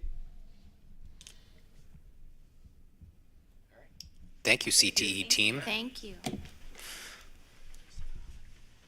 Robin, you want to come up with me? Come on down, Mrs. Wilson. All right, so in my salutes, I did recognize it was a large effort when it came to the literacy curriculum and some of the improvements that we're looking to make. So obviously, Act 20 passed, which really forced our hand in having to make some changes to our K2, K3 literacy curriculum, and I will talk a little bit about that kind of third grade piece hanging out there. But in doing so, in looking at curriculums that would meet these categories that the state of Wisconsin has set forth, we really wanted to remain true to the value statements that came out of the last curriculum renewal in 2021. So as we were looking at different curriculums that met the needs and met the requirements of Act 20, we really tried to anchor in those previous value statements that came to the board in spring of 2021. And one of the big things that I do want to point out there is kind of that voice and choice piece and students engaging in authentic reading opportunities. So really highlighting that as previous to me, Danielle and Robin and the team were looking at different curriculums. So you guys have obviously at different points in time had the opportunity to engage in learning a little bit about what Act 20 requires. So in a nutshell, you can see those bullets on the left, but it really requires instruction to be systematic and explicit, ensuring that all of those things there are included in that curriculum. Robin, do you want to add anything to that? Just, I guess what I would add is that the phonological awareness, phonemic awareness, and phonics is probably where we had the biggest swings with what you're going to see tonight, and have put the biggest changes to standard, the most student increases in student time in the classroom attend to those three components. So if you go back and look at the start of this year, there were two different curricular resources that were piloted predominantly at PLE K2 with a specific phonics resource being used with our third graders. So those two curricular resources were Into Reading and the new reading units of study. So those two curricular resources were piloted this year, and what Robin and I did, along with Brian and Beth at PLE and the teachers, really we wanted to implement both of those curricular resources and determine, using some metrics and collecting some data, which one really was most effective. And I had sent you all an update when we kind of got to the point in time where we were looking to make a determination to bring to you for approval. But if you look at both of the resources that we piloted, both of them had similar impact on student growth and student achievement when compared to our previous curriculum. So that in itself is good. Both of the curricular resources that were selected to pilot both had an impact on our students greater than the previous curriculum that we did have in place. So they both were great resources. I think what really drove us in adopting the new units of study, there were a couple different things. The first thing, and this strictly came from our teachers and feedback that we gathered for them, was it was their ability to differentiate the curriculum to meet the needs of the students in front of them. So you had the folks from ASA here talking about how they had to kind of wrap around that student, make some adjustments so that that student could grow and build their skills. The staff found that the units of study curricular resource allowed them greater opportunity to do that.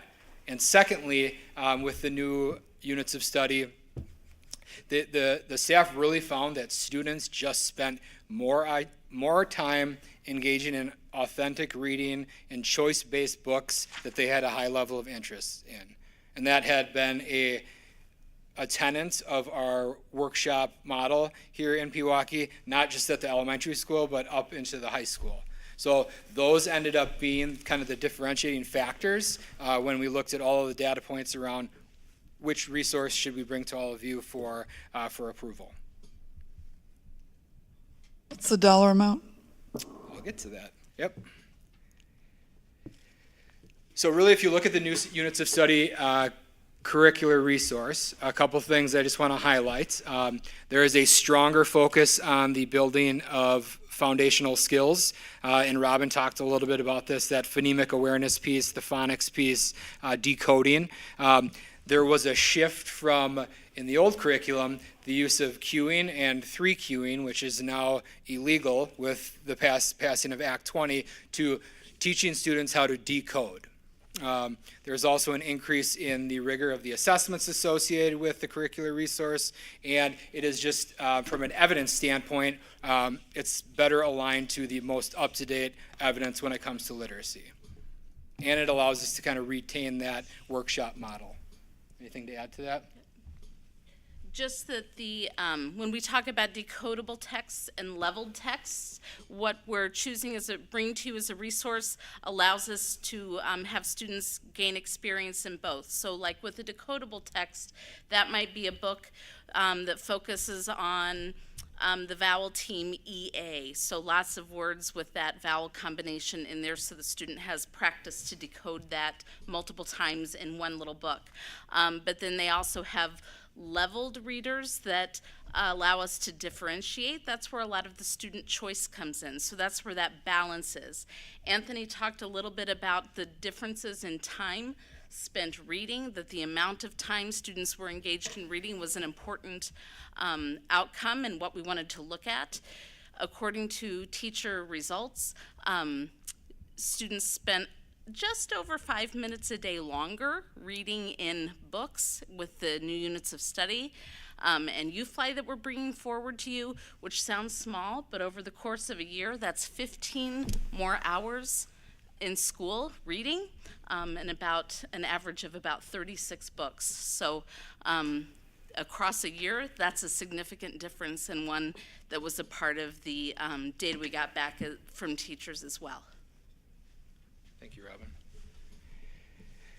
All right, so that first curricular resource that we looked at was that interreading. They had a built-in phonics component, whereas the new units of study that we're bringing forward for your approval needed an additional component to be added. So the component to address the phonics piece was we call it UFly, but it's the University of Florida Literacy Institute.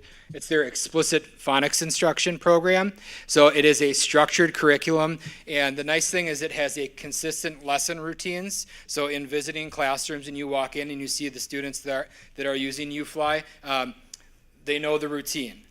They get in, they do their phonics lesson, there's ready-to-use materials for our teachers. There are numerous opportunities for the students to engage through response, and it's one of the things that I think the teachers really liked about that, and it also is evidence-aligned. So it is that new units of study curriculum and that UFly phonics piece. Because as Robin said, the phonics piece specifically was an area that when we looked at the curriculum, there was some opportunity there to improve. All right, so Mary, you asked the question about, well, I want to touch on third grade. So there is no proposed change to our third grade curriculum. Having said that, we recognize that there were some gaps from a phonics standpoint for our third grade students. Because like I said, we felt like there was opportunity to improve our phonics curriculum. So our third graders this year are utilizing UFly because there are some gaps that exist from a phonics standpoint. So that will continue next year for our current second graders as they move into third grade. No change to standards, no change to the curriculum, but they will, if you guys move forward with approving the use of UFly, they will continue to get that extra phonics instruction to close some of those phonics gaps. So from a budget standpoint, if you look here, and I have CTE and that K-3 literacy piece up here, you can see that the CTE curriculum, $47,987. And if you, just for comparison purposes, in 2020, the last time CTE was up for adoption, you can see it was 149. It's a little bit misleading because this time around there were some things with CTE that were included in referendum spending, which is why that is significantly less expensive. From a K-3 literacy standpoint, the new units of study, along with the UFly resource, $66,426. So there's the total cost for the curriculum adoption below there. And I can tell you, and this was not we were going to go with what we felt, we were going to propose what we felt was the best literacy curriculum when it comes to meeting our students' needs. I can tell you that the units of study curriculum is less expensive than the interreading curriculum that was the other pilot. All right, so next steps. So tomorrow you all will receive an email, and there will be direct links to each of the classes that are part of the new curriculum. So that's inclusive of K2 literacy, along with middle school and high school CTE. Those direct links will take you to the unit outlines for each of those courses. That will also be posted on the Teaching and Learning website for any of our community members that would want to hop on and take a look as well. Like I said, I also put together a guide for all of you. If you're not a curriculum expert, you kind of know what you're looking at then. Additionally, those teaching guides for the new units of study and for UFly will be available in my office to all of you and any community member that would want to come and take a look at those. So you can contact me, make an appointment, come in, spend as much time as you want taking a look at those if that's something that is of interest to you. And then this will all come back to all of you on April 28th at our board meeting for you all to take action. Questions? I do have a question. Yeah. Tony. I don't want it to sound too cheeky, but you're suggesting, I think, that we have talent here. We do. We've hired a lot of folks who know how to teach reading. We don't have enough people who know how to teach reading, who could tweak whatever you need to do without going and buying a new whole curriculum? I would say from a literacy standpoint, there's a difference between being a highly skilled teacher and a curriculum writer. That is something that people get master's degrees in, and I would say we don't have a staff that could, from scratch, develop a literacy curriculum that is research aligned and also meets the requirements of Act 20. And we've talked very openly about really wanting to have a curriculum that has an impact on student learning. And I know, Mary, you've brought this up, and this is important to you as it is to all of us. So I think that there does need to be an investment in that. Well, I'm thinking of all the tutoring you could get for $66,000. And we're talking about Tier 1 instruction. So this is the classroom curriculum that happens in the classroom. This is not tutoring or intervention. Part of it is also the requirement. Part of it is also the requirement in the law that resources do not use any resources that include references to 3Qing, which is how a teacher prompts a student when they come to a word that they don't know. The law does not allow us to have resources that include that as a recommendation for student prompting. And our former resource did. And to be honest, a lot of our teachers in their teacher preparation programs, that was part of that they were taught how to teach. So I would say that we do not have the ability to develop a curriculum from scratch that would do what this curricular resource can do. Well, and I think that's one of the things that's out there. I mean, the DPI, well, the Act 20, and then the DPI around that, I mean, it was very prescriptive in terms of what was expected. And again, it's based on the science of reading and the work that's there. There were certain things that were approved or allowed and certain things that are specifically excluded in that.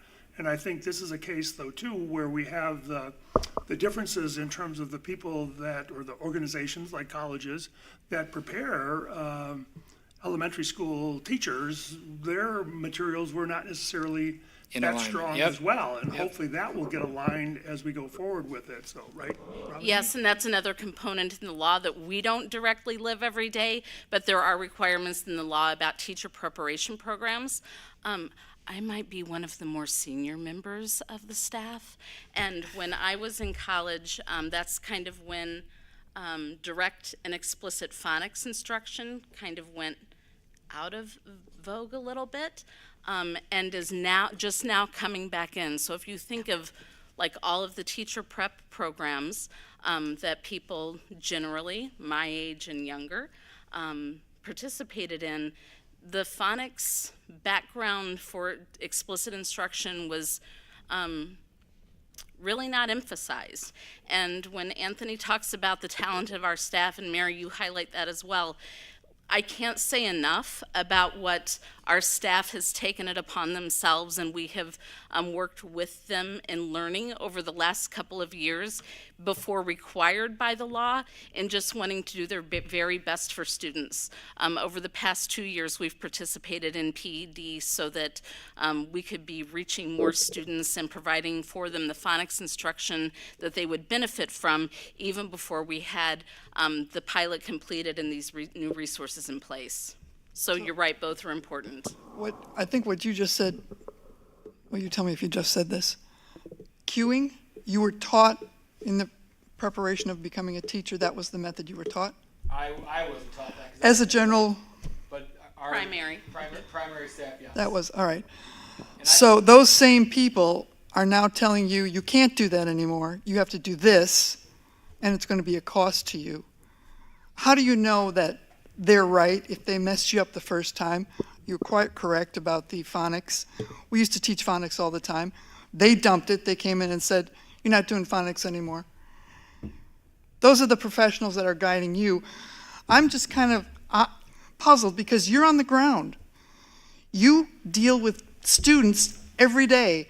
Those people sit up in little white castles, and they've gotten it wrong too many times. Thank you very much. Yep, Mary, and I don't necessarily disagree with you. My thought is that this is our state's response in trying to do something to improve the literacy instruction for our students.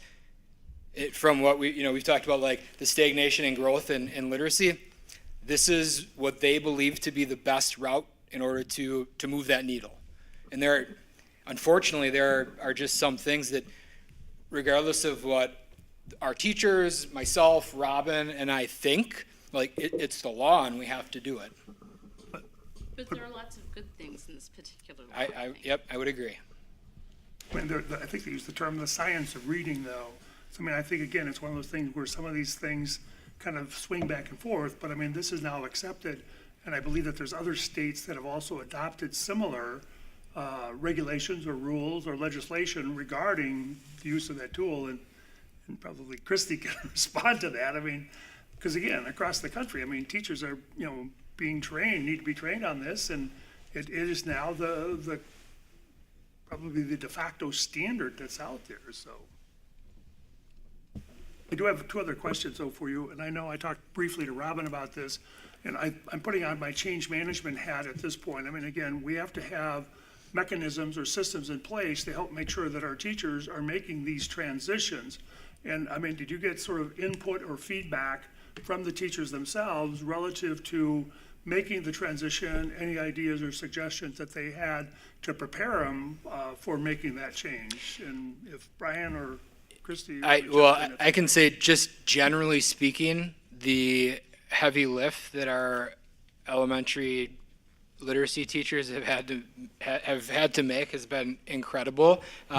There was some self-selection in which pilot they wanted to participate in, and with both of those curricular resources, there was opportunity last summer for them to engage in professional development in whatever curricular resource they would be piloting. our plan now moving forward, because there are some additional state requirements that I'll get into, but the group that has already been trained in the resource that we're bringing to you for approval at the next meeting, they will then start the science of reading training that the state of Wisconsin is requiring that all teachers at least start, but that group will finish up by the end of summer with that.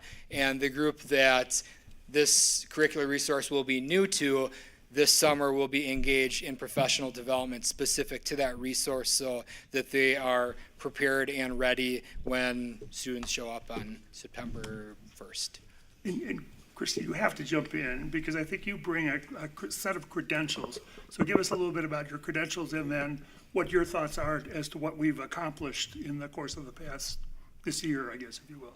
Sure. Just I have a background as a reading specialist and also served as an adjunct instructor at Carroll University in their reading specialist program. Part of the reason for the change as well and the science of reading goes back to brain imaging research, new brain imaging research that really shows when you're looking at MRIs and looking at the brain, the different parts of the brain that are activated when the brain is learning to read, which has really helped to tailor the science of reading and instruction to some of the ways that we know now phonics is needed. Before it was more theoretical, and now it's becoming more science is showing us that the brain needs phonics to be able to learn how to read. Yeah, but that's not the science showing us. We knew this 50 years ago. I'm not yelling at you at all. I'm annoyed with what goes on in Madison. It wasn't changed because it wasn't working. And we're not coming back to it because it didn't work then. So MRIs have nothing to do with it. This is already known. It's just, it seems like such a colossal waste because you're describing what you folks have to go through to bring this into effect into this school. That's time. The most precious resource you folks have is time. And it's being sucked up by retraining you into something, you're a reading specialist. That doesn't change over hundreds of years that much. And if you're putting yourself through this again, you're not talking to a student. It's troubling. Well, thank you, Christy. And again, there has been a lot of work put into this. And again, it's across the entire United States. And again, some states have been doing this for a longer period of time and have had some success with it. But it takes sometimes 20 years before some of these things get understood well enough by the academic or communities that are out there that are making the decisions on this. So one other question, and this is either for Mike or for John, with the legislation in Act 20, I believe that there was a provision, and again, it was a $50 million that was allocated for that. Has that ever? We're still waiting on that. You're still waiting on that?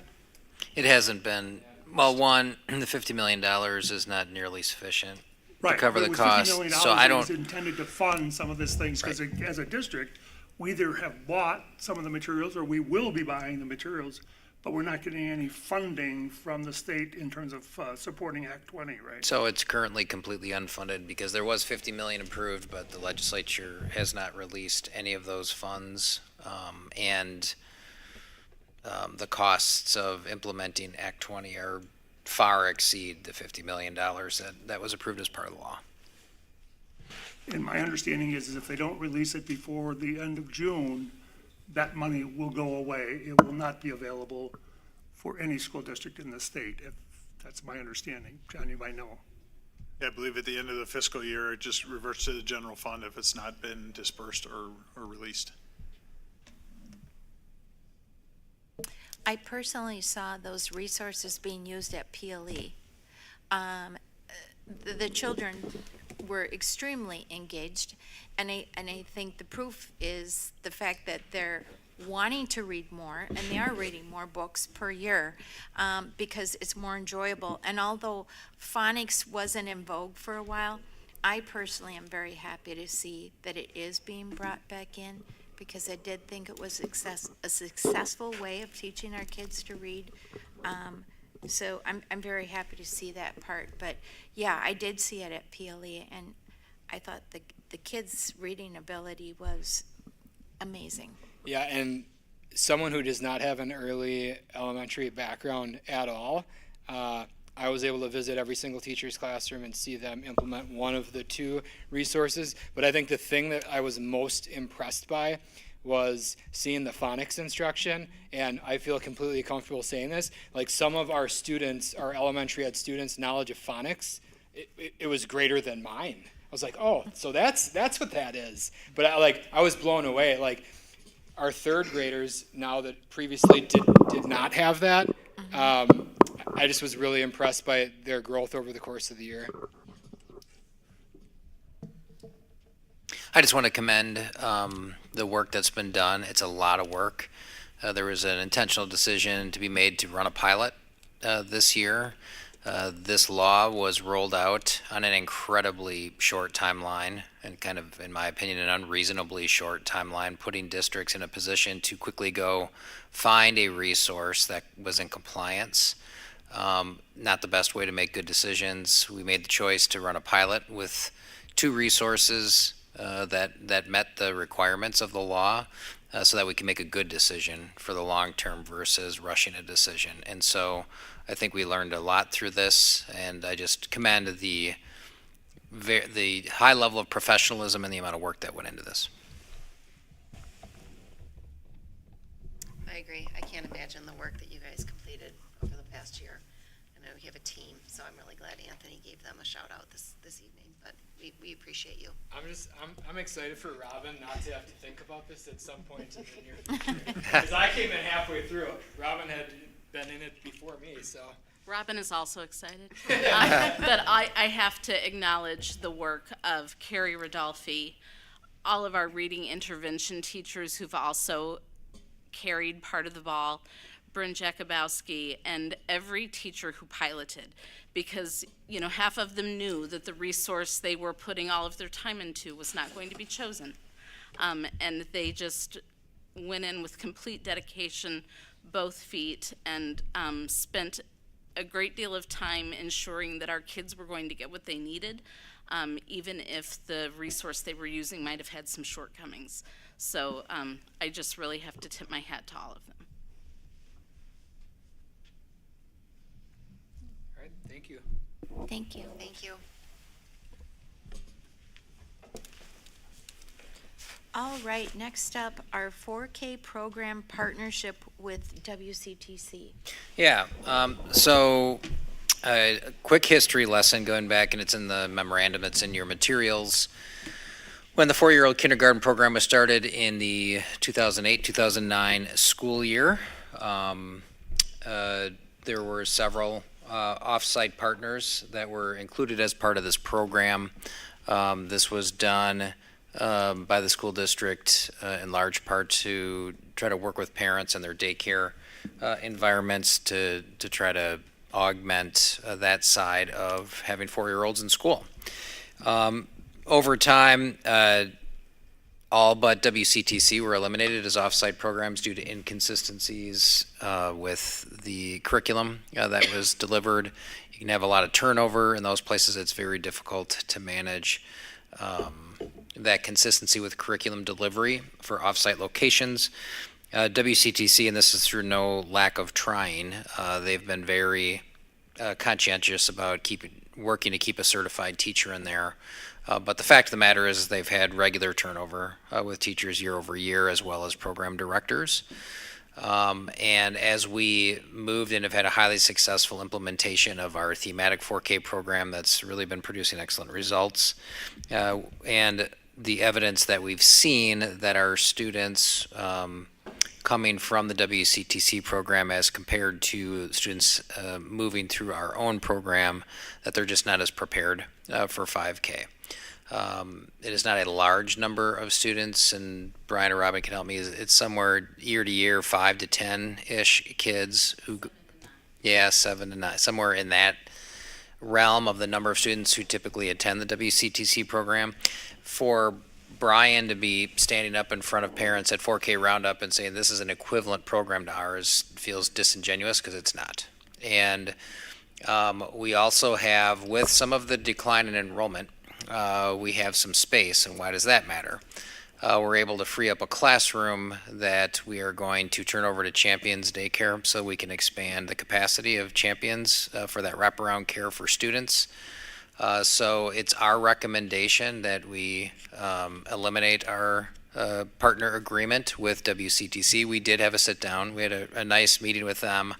And certainly disappointment on their end because they would like to continue to do this. Parents can still avail themselves of the WCTC daycare program, and we will transport kids from school to WCTC or vice versa to our program. And of course, 4K is not required. Not all of our students that go to 5K attend a 4K program, so certainly a preschool program or something of that nature is always an option for parents. So we'd be happy to take some questions from you, but it's our recommendation. We have to take action with this, and the folks at WCTC are aware that that's on the table for tonight, and as we talked about them, we've been very transparent in our meeting. So I'd be happy to take any questions you have, but beyond that, I would seek a motion to eliminate the 4K partner agreement with Waukesha County Technical College. When they sign up for 4K through us, they're going to WCTC? Yeah, Currently? it's a good question. Maybe I probably wasn't very clear on that, Mary. So and Brian, you can feel free to pipe in because you're going to know better how this works specifically, but when parents come to enroll their kids in 4K, that is an option. If they want their kids to, and usually it's because that's where they're also getting their daycare, is at WCTC, as opposed to having their kids come here and go back to WCTC, or because that's where they can find wraparound care because there's a waiting list currently at Champions, which is our on-site daycare option for the other half of the day since we have half-day 4K. That was an option in addition to the sections we provide here, was to avail themselves of that satellite program at WCTC. Is our 4K in the morning? It could be morning or it could be afternoon. So when you spoke of transporting students from WCTC to here, it's because they're in the daycare but coming for half the day? Correct. To one of the two, okay. Good. Yeah, because we have good question. So we have the two route we run. There's really like 4 runs a day for 4K because it's a half day. So there's that AM, and again, that would just be one of them on the route, would be over at WCTC. You looking for a motion? Yes. With the elimination of that, Mike, and we're freeing up that classroom to expand our Champions Daycare, will we then be able to eliminate that wait list and accommodate the parents that are seeking it here? Yeah, generally looking at the size of that wait list, it's run 10 to 12 to 14 students in that range. With the size of a classroom that we would have, we would be able to put up to 18 to 20 students in there. So we'd be able to accommodate the wait list and any additional students who could avail themselves of that programming for wraparound. I'll take that motion. I move to approve the cancellation of the partner site agreement between the Pewaukee School District and the Waukesha County Technical College for 4-year-old kindergarten as recommended. Second. All in favor? Aye. Any opposed? Abstain. All right, moving right along. I'm going to ask John to talk about the debt service for financing these capital projects by way of a sale of these $19.5 million promissory notes. Thanks, Brent. So when we created the financing plan about a year ago for these projects, we looked at what the timing was of the expenses. And there's two clear phases to this project. The first phase was that infrastructure work and that site work that we needed to get done prior to doing the actual construction work on the buildings. So it lent itself to having 2 phases on the debt service. In July last year, we closed on the first $9 million of debt service that will be running out now in the spring as we move into phase 2. Mike Clark is here with Baird they're serving as our municipal advisor on this issue. Today, we conducted the sale this morning on the remaining $19.5 million of notes of debt instruments to be used for finishing these projects, for completing the projects. I will hand it over to Mike before I say anything else he has a printout on. Okay, I'm gonna hand these out quick.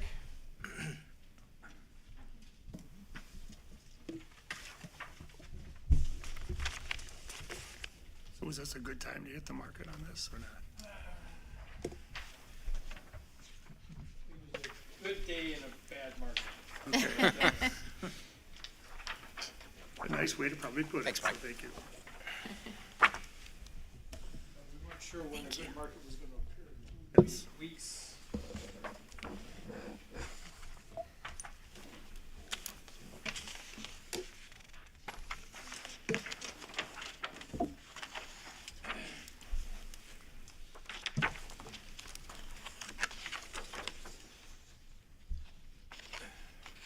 So as John indicated, that we did take bids. We monitored the market the last week or so. It's been very turbulent.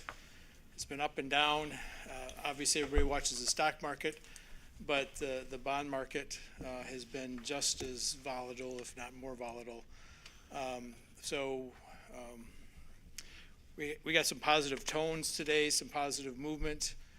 So we elected to keep the sale on for today, and I think we, as a whole, that had a very good result for the overall referendum planning. So if you open up to the page 2, inside cover, we received 3 bids, which is low for district, for your district.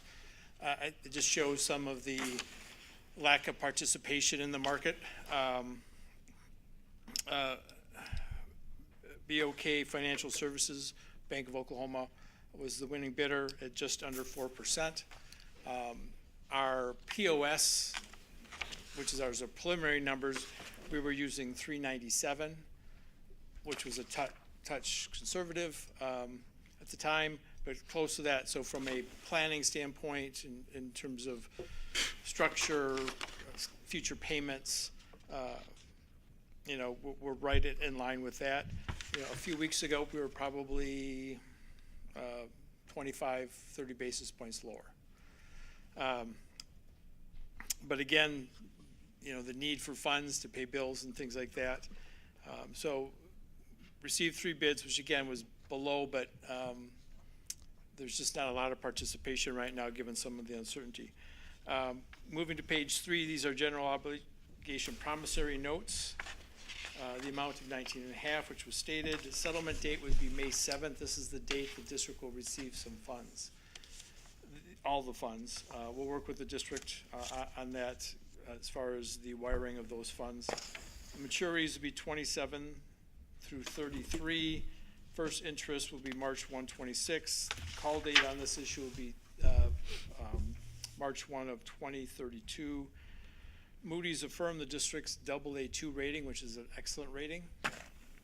The district is doing everything it can to control and get the highest rating possible. There's some external factors.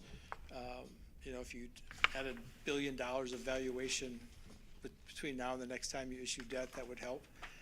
But you can't control that. So, again, stated the interest rate in the winning bidder. Going on to the next page, page 4, it shows both phases of the financing. The construction schedule is one thing, and we're also in an arbitrage environment where there are some limitations on the interest you can retain on these funds if you don't meet certain spend downs. And Mr. Gann has become an expert in that area. So if you had any questions on that, he'd probably be the best source to ask. But that also was part of the decision-making in terms of breaking it into 2 phases. The first phase was at 374, and again, we're just rounding at 4% on this phase. Down the lower right-hand corner in the red box kind of shows you where we were at during the referendum process and where we ended up. The referendum initially was looking at a longer payback of 20 years. We used an estimated rate of 5.5%. rates back when the referendum passed were more in the 4.75, 4.5 range, with an impact of 28 cents on the tax rate. The final financing, 11 years, the average interest rate of 3.88%, about 8.6, just under $8.6 million less in interest cost, and a tax impact actually negative, meaning your debt service going forward is going to be lower than it was at the time of the referendum, tax rate for debt service. So very good news. Combination of growth, better interest rates, growth in state aid, those types of things, resulting in that. So, as I stated earlier, very good results as far as the overall referendum. Market was a little choppy, but we felt that going forward, it could be additional choppiness, and to pick another day, 2 weeks out, 4 weeks out, rates could. Tell people they were going to be the same, higher or lower than they are today, and two of those options are no better than what you got today. So. So I think it was a good result. The rating report, again, just talking about the strong management of the district, the growth in fund balance. There's a lot of really strong things about the districts and profile that resulted in the AA2 rating, which definitely helps in this environment, because whenever you get a choppier market with less participation, the more solid your credit rating puts you in a better position in terms of attracting bidders. So with that, I'll conclude my comments and take any questions. The haircut? Pardon? What was the haircut? The haircut? When you sold it? I'm not sure what you mean by haircut. What the seller. What was the underwriting rendered. spread? Yeah. Yep. Well, the total underwriting, which included all costs, it was probably a little over,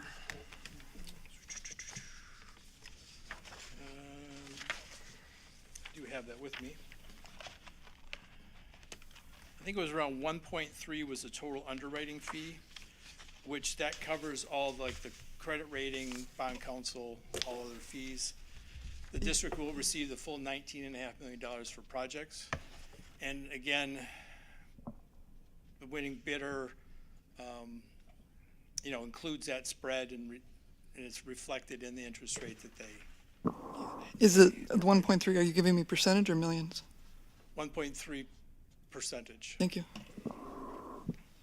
And again, when you have uncommon or volatile marketplaces, you'll typically see those spreads get a little bit wider, just in case they end up holding some bonds. And the goal is for them to have them all sold on the day that they buy them. I'm not sure if that was achieved today. And just to give you a feel, I just came from a meeting in Cudahy School District, and the spread in those bonds was well above that. Just because I don't think the winning bidder had it sold or enough of it sold, so they put more into it in case rates go up tomorrow, that they don't minimizes their chance of losing money going forward. So. Is this the same group that bought the first round? Burned. I think BOK was the awarded financial for the first round. Yeah, and the desk that for BOK, they're Bank of Oklahoma, but they do have an office, I think it's near Mayfair, somewhere. And I do know the head of that desk lives in this area. We go to the same church. So he's pretty active with bonds in this area. So in terms of bidding, I think aggressive, it catches their attention.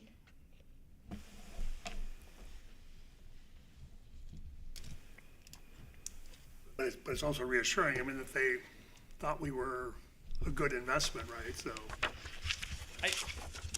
I think almost all Wisconsin school districts, because of the strong unlimited taxing authority, make your debt payments is really strong. And I think that's also helpful in an environment like this where there's some uncertainty, is to have that sort of backing, in addition to having a solid rating.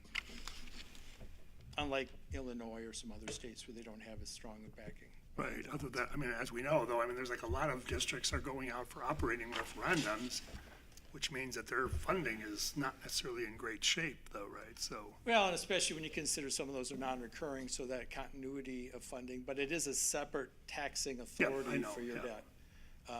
So, if they lose that operating funding, they still have the ability and are required to levy for the full payments that are due. Are there any other questions? Do a motion. I do have a question now that you're going to raise a motion. What is the purpose of our approving this, and what hypothetically, because I forgot, happens if we say no? Because you've already sold it? Well, it's pending board approval. What happens if they don't approve it? So the purpose of the funding is, I think it was described as the next phase of the projects. No, not the funding, the vote. The purpose of the vote is to approve the sale of the debt. So it's sitting here in the 3-day window before settlement? Well, we Or no, need- you got more than that, never mind. No, we need to notify the bidder tomorrow. We need to ticket it tomorrow. Or they need to ticket it tomorrow, being the underwriter. And so if you don't approve tonight, the district would have to go back at another time and sell the debt. Got it. And if that would occur, I don't know how serious some of the bidders may take you if you don't move forward tonight, I guess, without some unique circumstance, as in you only received one bid, so you don't have a sense of where the market's at, or there was a unique factor in the marketplace that would lead you to that conclusion. But that is something you could do. Any other? All right, I move to approve a resolution awarding the sale of $19,500,000 in general obligation promissory notes as presented. Second? All in favor? Aye. Any opposed? Oppose. A question, what happens to the referendum if you go back into the market and are unsuccessful? I'm not sure we mean it, if you wouldn't approve it and we would go back into the market and you're not successful? Right. Just so I know where this goes or doesn't go. But I mean, we're Well, good it- here, obviously, you're good here, but just, It would jeopardize the funding and it'd jeopardize the continuation of the projects. what happens to the referendum is my question. You have 5 years Still the from authority. from the election date to get that in place. The funding. Correct. Gotcha. Thank you very much. I think fortunately though, I mean, John, you said you'd used like about a 5% kind of in our financial analysis for the, Yeah, you can see when we looked at it originally, we were projecting about 5.5% on the term of the debt to make sure we were conservative in case something happened in the markets. a good day in a bad market, right? Good day in a bad market. Wonderful. Thank you, Michael. Thanks, Mike. Thanks, Mike. Okay, Vote thanks. approved. Have a good night. 6-0. 6-0 or 6-1? 6-1. 6-1. All right, moving right along, I'm gonna hand it over to Ashley to talk about the proceedings of the last policy committee meeting. So we have 4 policies up for first read. We have 5400.01 student records, 6800.01 foreign exchange students, 3800.03 public solicitations, promotions and advertising, and 3100.07 income, gifts, grants, and bequests. I'm sure as everybody can see from the markups, there was some minor changes to some of them, no changes on some of them. I didn't get any questions from anybody, so I don't know if there's any questions at this point.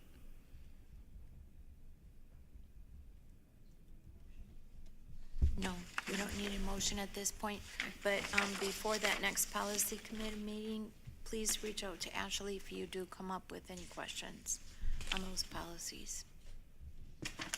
Okay, up next is personnel issues. Starting with resignations, Mike, we do have 2 resignations. We do. Resignations that we're seeking your approval for include Angie Fulfer, math instructional coach at Horizon. I did my best to tell her she can't resign, but unfortunately, unsuccessful. Angie's been just fantastic for us, but respect that she's got to make the best decision for herself and her family. And Ryan Surfert, who is a teacher at Asa Clark, change in their circumstances as a family as well. So I can take questions if you have them. Otherwise, I'd seek your approval of those 2 resignations. Move to approve the resignations as presented. Second. All in favor? Aye. Any opposed? Also, we do have one retirement. Yep, on to retirements. We have one at this time, Vicki Whalen, English language arts teacher at Asa Clark. She's been with us for the past 15 years. So I would seek your approval of the retirement for Vicki with thanks for her long service. Move to approve the retirement of Vicki Whalen. Second. All in favor? Aye. Any opposed? All right, thank you. Moving along, board goals and operations. Upcoming events. This next Tuesday, April 22nd, is the WASB new board member gathering here in the Learning Commons. I will not be able to attend. I will be out of town. Is there an RSVP required for that? No, for this one, it's a open invitation, okay. and it will be held here. Myself and Dan Rossmiller from WASB will be here, and I'm also expecting Brett Hyde from the Region 11, because he actually covers the Arrowhead school districts and their feeders, so for them, it's like a whole lot more convenient to come here. So he's been attending, I think, for the last 2 or 3 years to come here, and obviously connects with his districts that are here, so. Okay. Monday, April 28th, is our next board meeting. We are not going to have the policy committee meeting because Mike won't be with us that evening. But we'll have the regular board meeting at 7, and we will do the election of board officers that evening. Wednesday, April 30th at 7 p.m. is the Kiwanis Scholarship Night, Award Night. It was formerly known as the Honors Banquet. This year it's being held at WCTC. I'm excited for that. Larry, Stacy, and myself are the board members attending. Is there Matt? Yes, you're attending as well. Awesome. And if there's others, they can still RSVP, right, Tammy? I think by tomorrow, though. By tomorrow, Tomorrow's the day. okay. So you'd have to let Tammy know tonight. But it is a really great event, and we've got some wonderful scholarships we as a board are giving out. Monday, May 5th, May 7th, and May 12th from 6 to 7:30 is our strategic planning feedback sessions. They'll be here in the Learning Commons, and again, we're trying something different this year in hopes to get maybe some greater participation, maybe some different individuals that have come in the past. Any word on that, Mike? Yeah, currently there's 46 people signed up for those events. I think there's, which was the one night was 10, the other 2 were 18 that were signed up for those roundtable conversations. Probably do another push just to see if we get a few more people signed up. Yeah, it'll be a good opportunity to have some conversations, and I intend to have those structured probably around 5 or 6 questions at the tables with limited amounts of presentation, maybe 10 minutes. So confident that 7:30 end time will be very doable, could even be earlier. So yeah, I look forward to trying something a little bit different this year with that. Yeah, me too. Wednesday, May 14th is the Open Door Awards ceremony at the Sharon Lynn Wilson Center. The reception starts at 6, ceremony at 7. Do they have to RSVP for that? Is there still time, Stacy? Who do we know for sure is attending? Just you? Larry? Please put me down for that as well, Tammy. Thank you. I think we get a guest too, right, Tammy? Yes. You get a guest, people. Okay. You want to bring Get a +1 if you want one. +1. That's awesome. Only one, though. Very strict on one. There is limited Can't bring the space. whole family. Okay, and then Monday, May 19th is our next policy meeting at 6, our board meeting at 7. Then. Business affairs too, right? Yeah, business affairs as well, you're correct. And on Saturday, May 31st, is the high school graduation. That starts at 1 p.m. Now, I will be there, but I need someone to help me hand out diplomas. I'll be there. You'll be there, Stace? Okay. I plan on being there too, There. and I'll get to that. I might be there. Okay, wonderful, wonderful. That's great. I think it's just really neat to see as many board members there as possible. It really just tells our senior class that we support them. We're there for them. So thank you very much. Then on Thursday, June 5th at 6 p.m. on the football field is the Asa Clark Middle School promotion. That starts at 6. And then Friday, June 6th is the end of year celebration. That's where we have lunch in the cafeteria at 11:15. And then at 12:45, we have a recognition program in the auditorium for those individuals that are retiring. I attend it. I love it. I think it's just great to celebrate those teachers that have given their time to educate our kids and just really honor them. So it's hopefully, some of you can attend with me. All right, legislative updates. Mike? Yeah, a couple of things, and I think Larry has some pieces too. March 20th, I think it was, Senator Hutton was here. John Anthony and I met with him. And then just 2 weeks ago, Bren and Anthony and John and I met with Adam Nalen, our representative. Good conversations in both of those meetings. John had prepared in particular a graph that we spent some time on that shows the transfers to Fund 27, demonstrating our increased costs around delivering special education as one of our primary points of advocacy that that we're pursuing in comparison to the relatively flat increases that we've received in recent years, and show that pretty significant change there that I think resonated. And I think they're hearing a lot that the special ed reimbursement is a priority of public schools. Pretty much all advocacy groups for public K-12 are asking for an increase in special education reimbursement.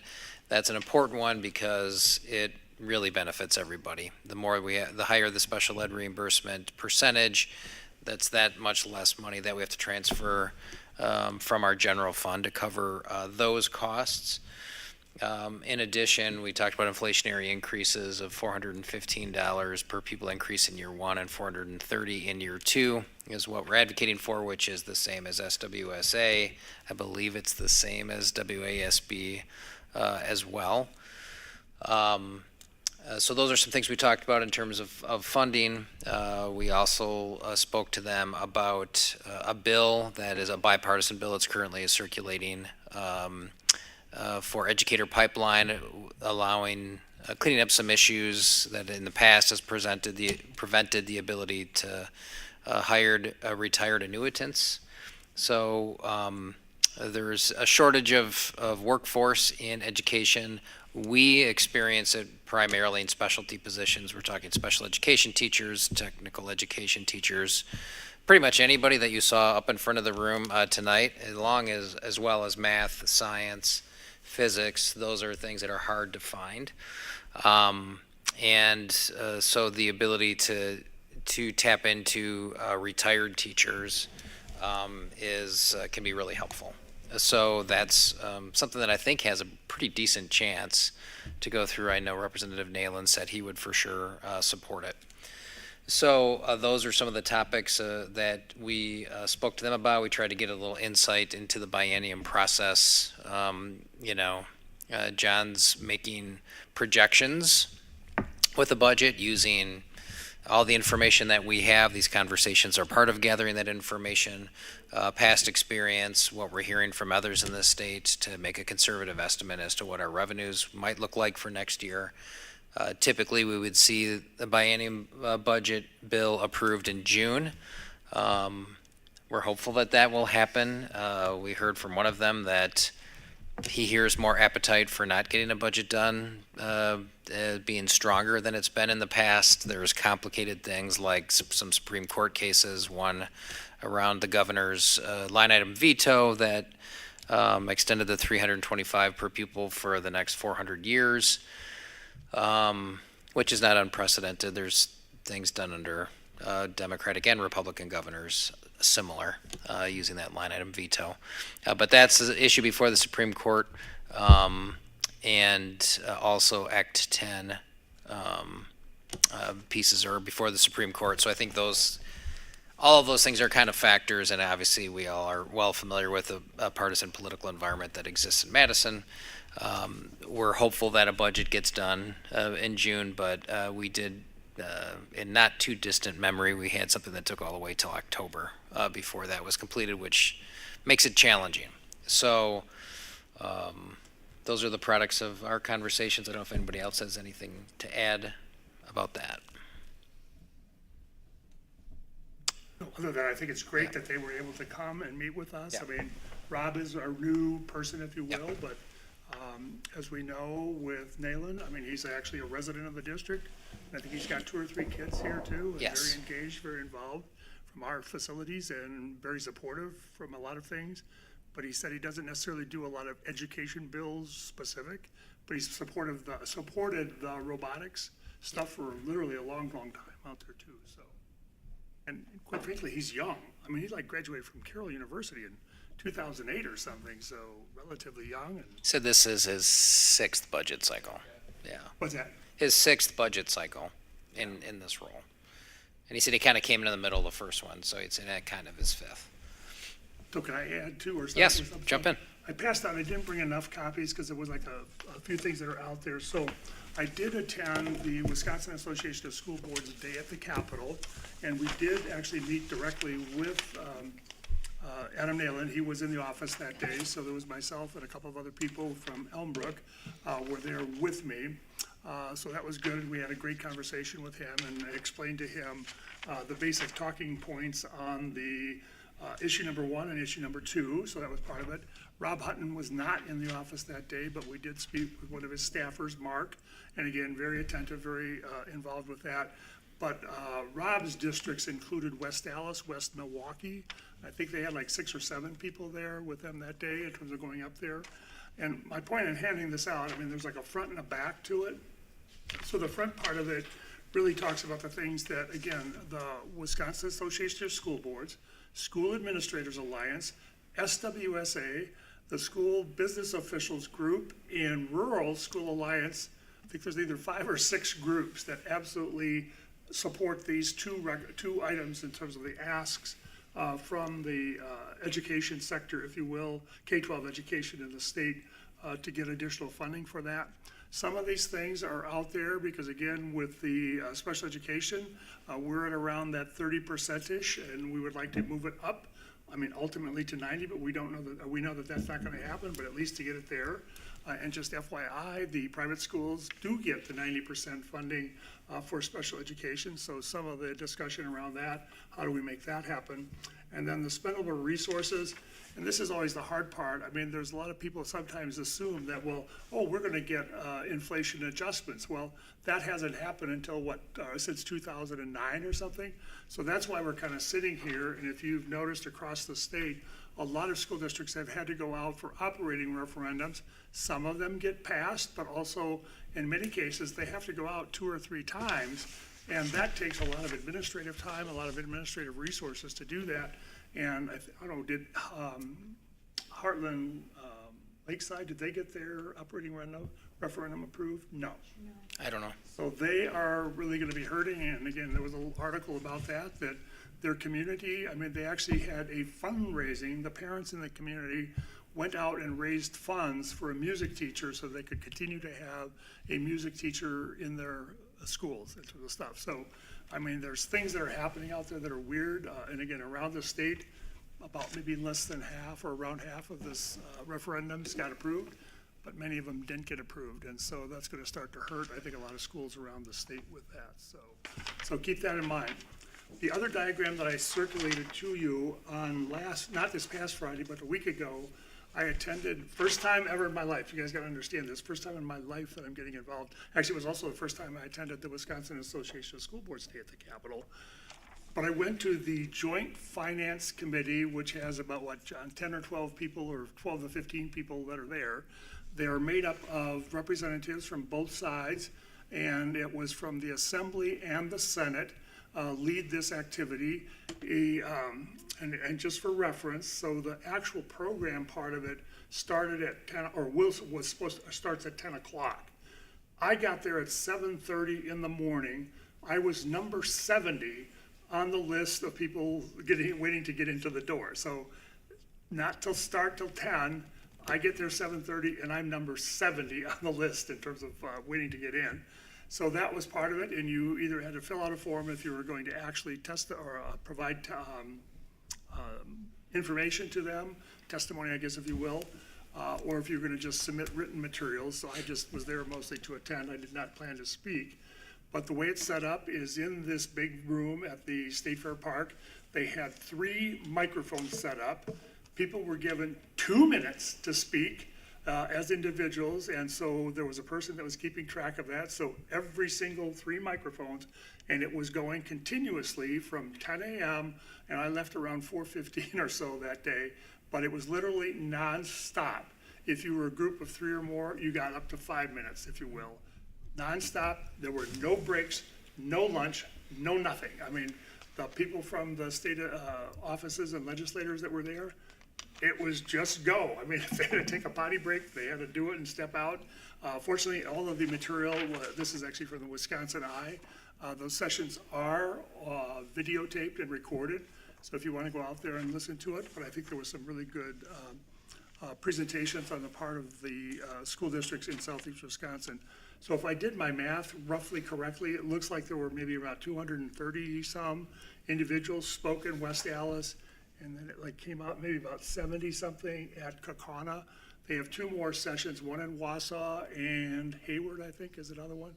So they go around the state, and again, the Joint Finance Committee is there listening to people and taking in the information, but you can see kind of the 2 items that are there, the healthcare, or education and healthcare, kind of top priorities that were there.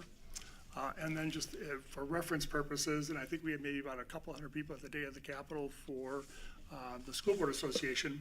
Last week, Wednesday, I attended the Wisconsin Association, or Wisconsin Hospital Association. They sold out at 1,200 people, with about 600 or 700 going into the Capitol last Wednesday. So a much different scale and magnitude of attendance for Wisconsin Hospital Association.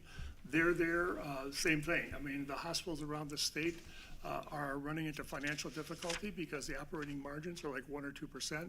50 some hospitals in the state are actually below. They have a negative margin that's out there. So Medicare, Medicaid spending or payments for hospitals is really causing some problems across the state, and particularly in areas with critical access hospitals. One of the key people, and again, if you know kind of the state of Wisconsin, there's one gentleman, Romaine, can't think of his last name now, but anyway, he was one of the panelists. He covers 6 or 7 counties up in the northwest part of the state. There's 8 critical access hospitals there and a number of school districts. It is so spread out that the Wisconsin Association of School Boards has to do 2 of the new member board gatherings, because otherwise it's like well over an hour drive in terms of across that section of the state in terms of where school districts are located. So it's places like Rice Lake and Spooner and Superior up in that part of the state. It's just a huge chunk of it. And again, I think those school districts are hurting, and so are the healthcare organizations. So that's about it. So it's like, this is the heavy activity time. Between now and when the budget is passed, there will be lots and lots and lots of activity out there related to buying for funds in terms of the schools and hospitals that are out there. So Any questions on that? But-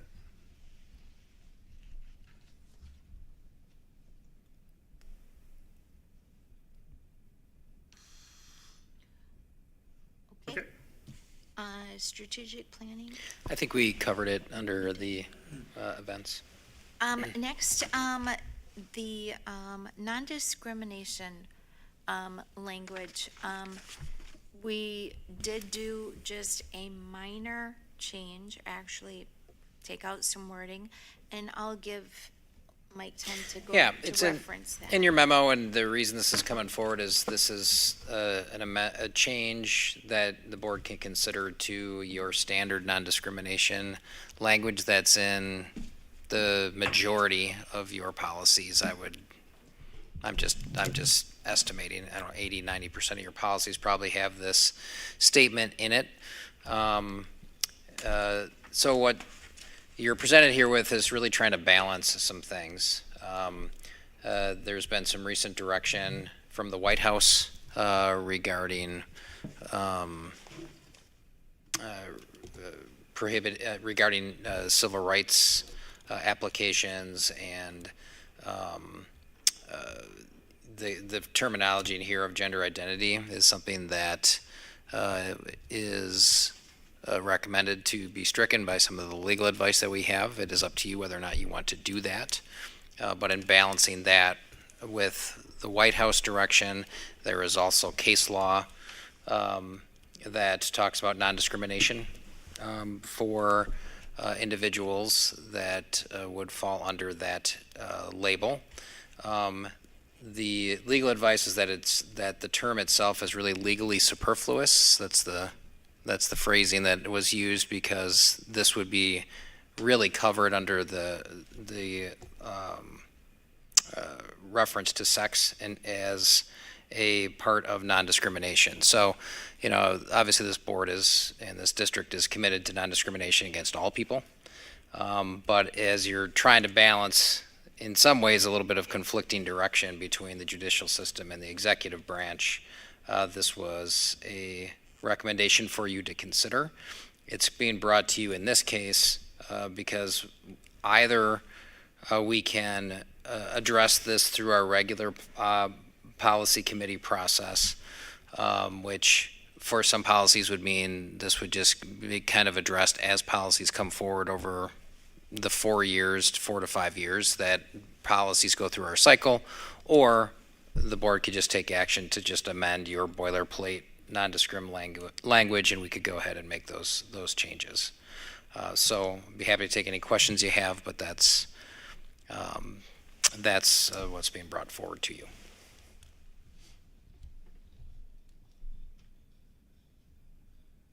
It is an exception, but it's something we need to do, right? So. It's up to you to do it. This would be, again, it doesn't really impact or change legally any protection any group has in terms of discrimination, but this would be more in compliance with the direction that we received, or that schools have received from the White House. Ashley, as policy chair, do you have anything you want to add to that?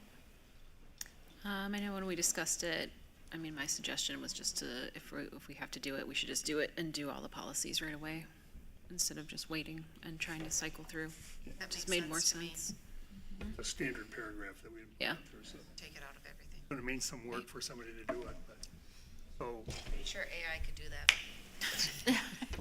probably could. So I move to update the non-discrimination language in all policies as presented. Second. All in favor?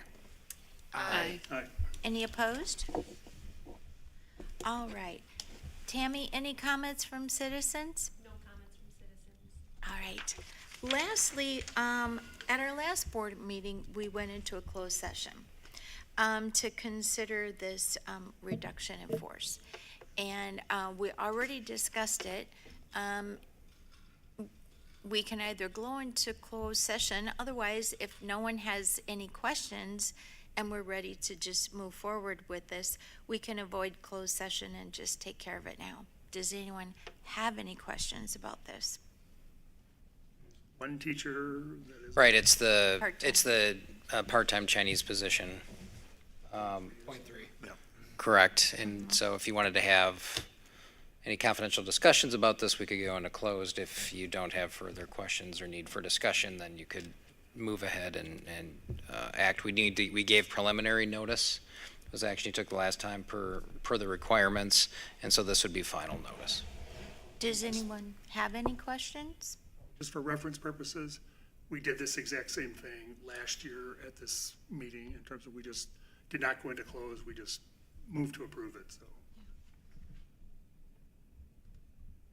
If there are no questions, I will ask for a motion then. I'll take care. So I move to approve the issuance of a final notice of reduction in force to one teacher. And I need a seconded by somebody. Second. Thank you, Travis. All in favor? Aye. Any opposed? Thank you. Then, 7-0, sorry. yeah. Then I will take a motion to adjourn. Move to adjourn. Second. All in favor? Aye. No one opposed. Thank you. 7-0. Thank you. Good meeting.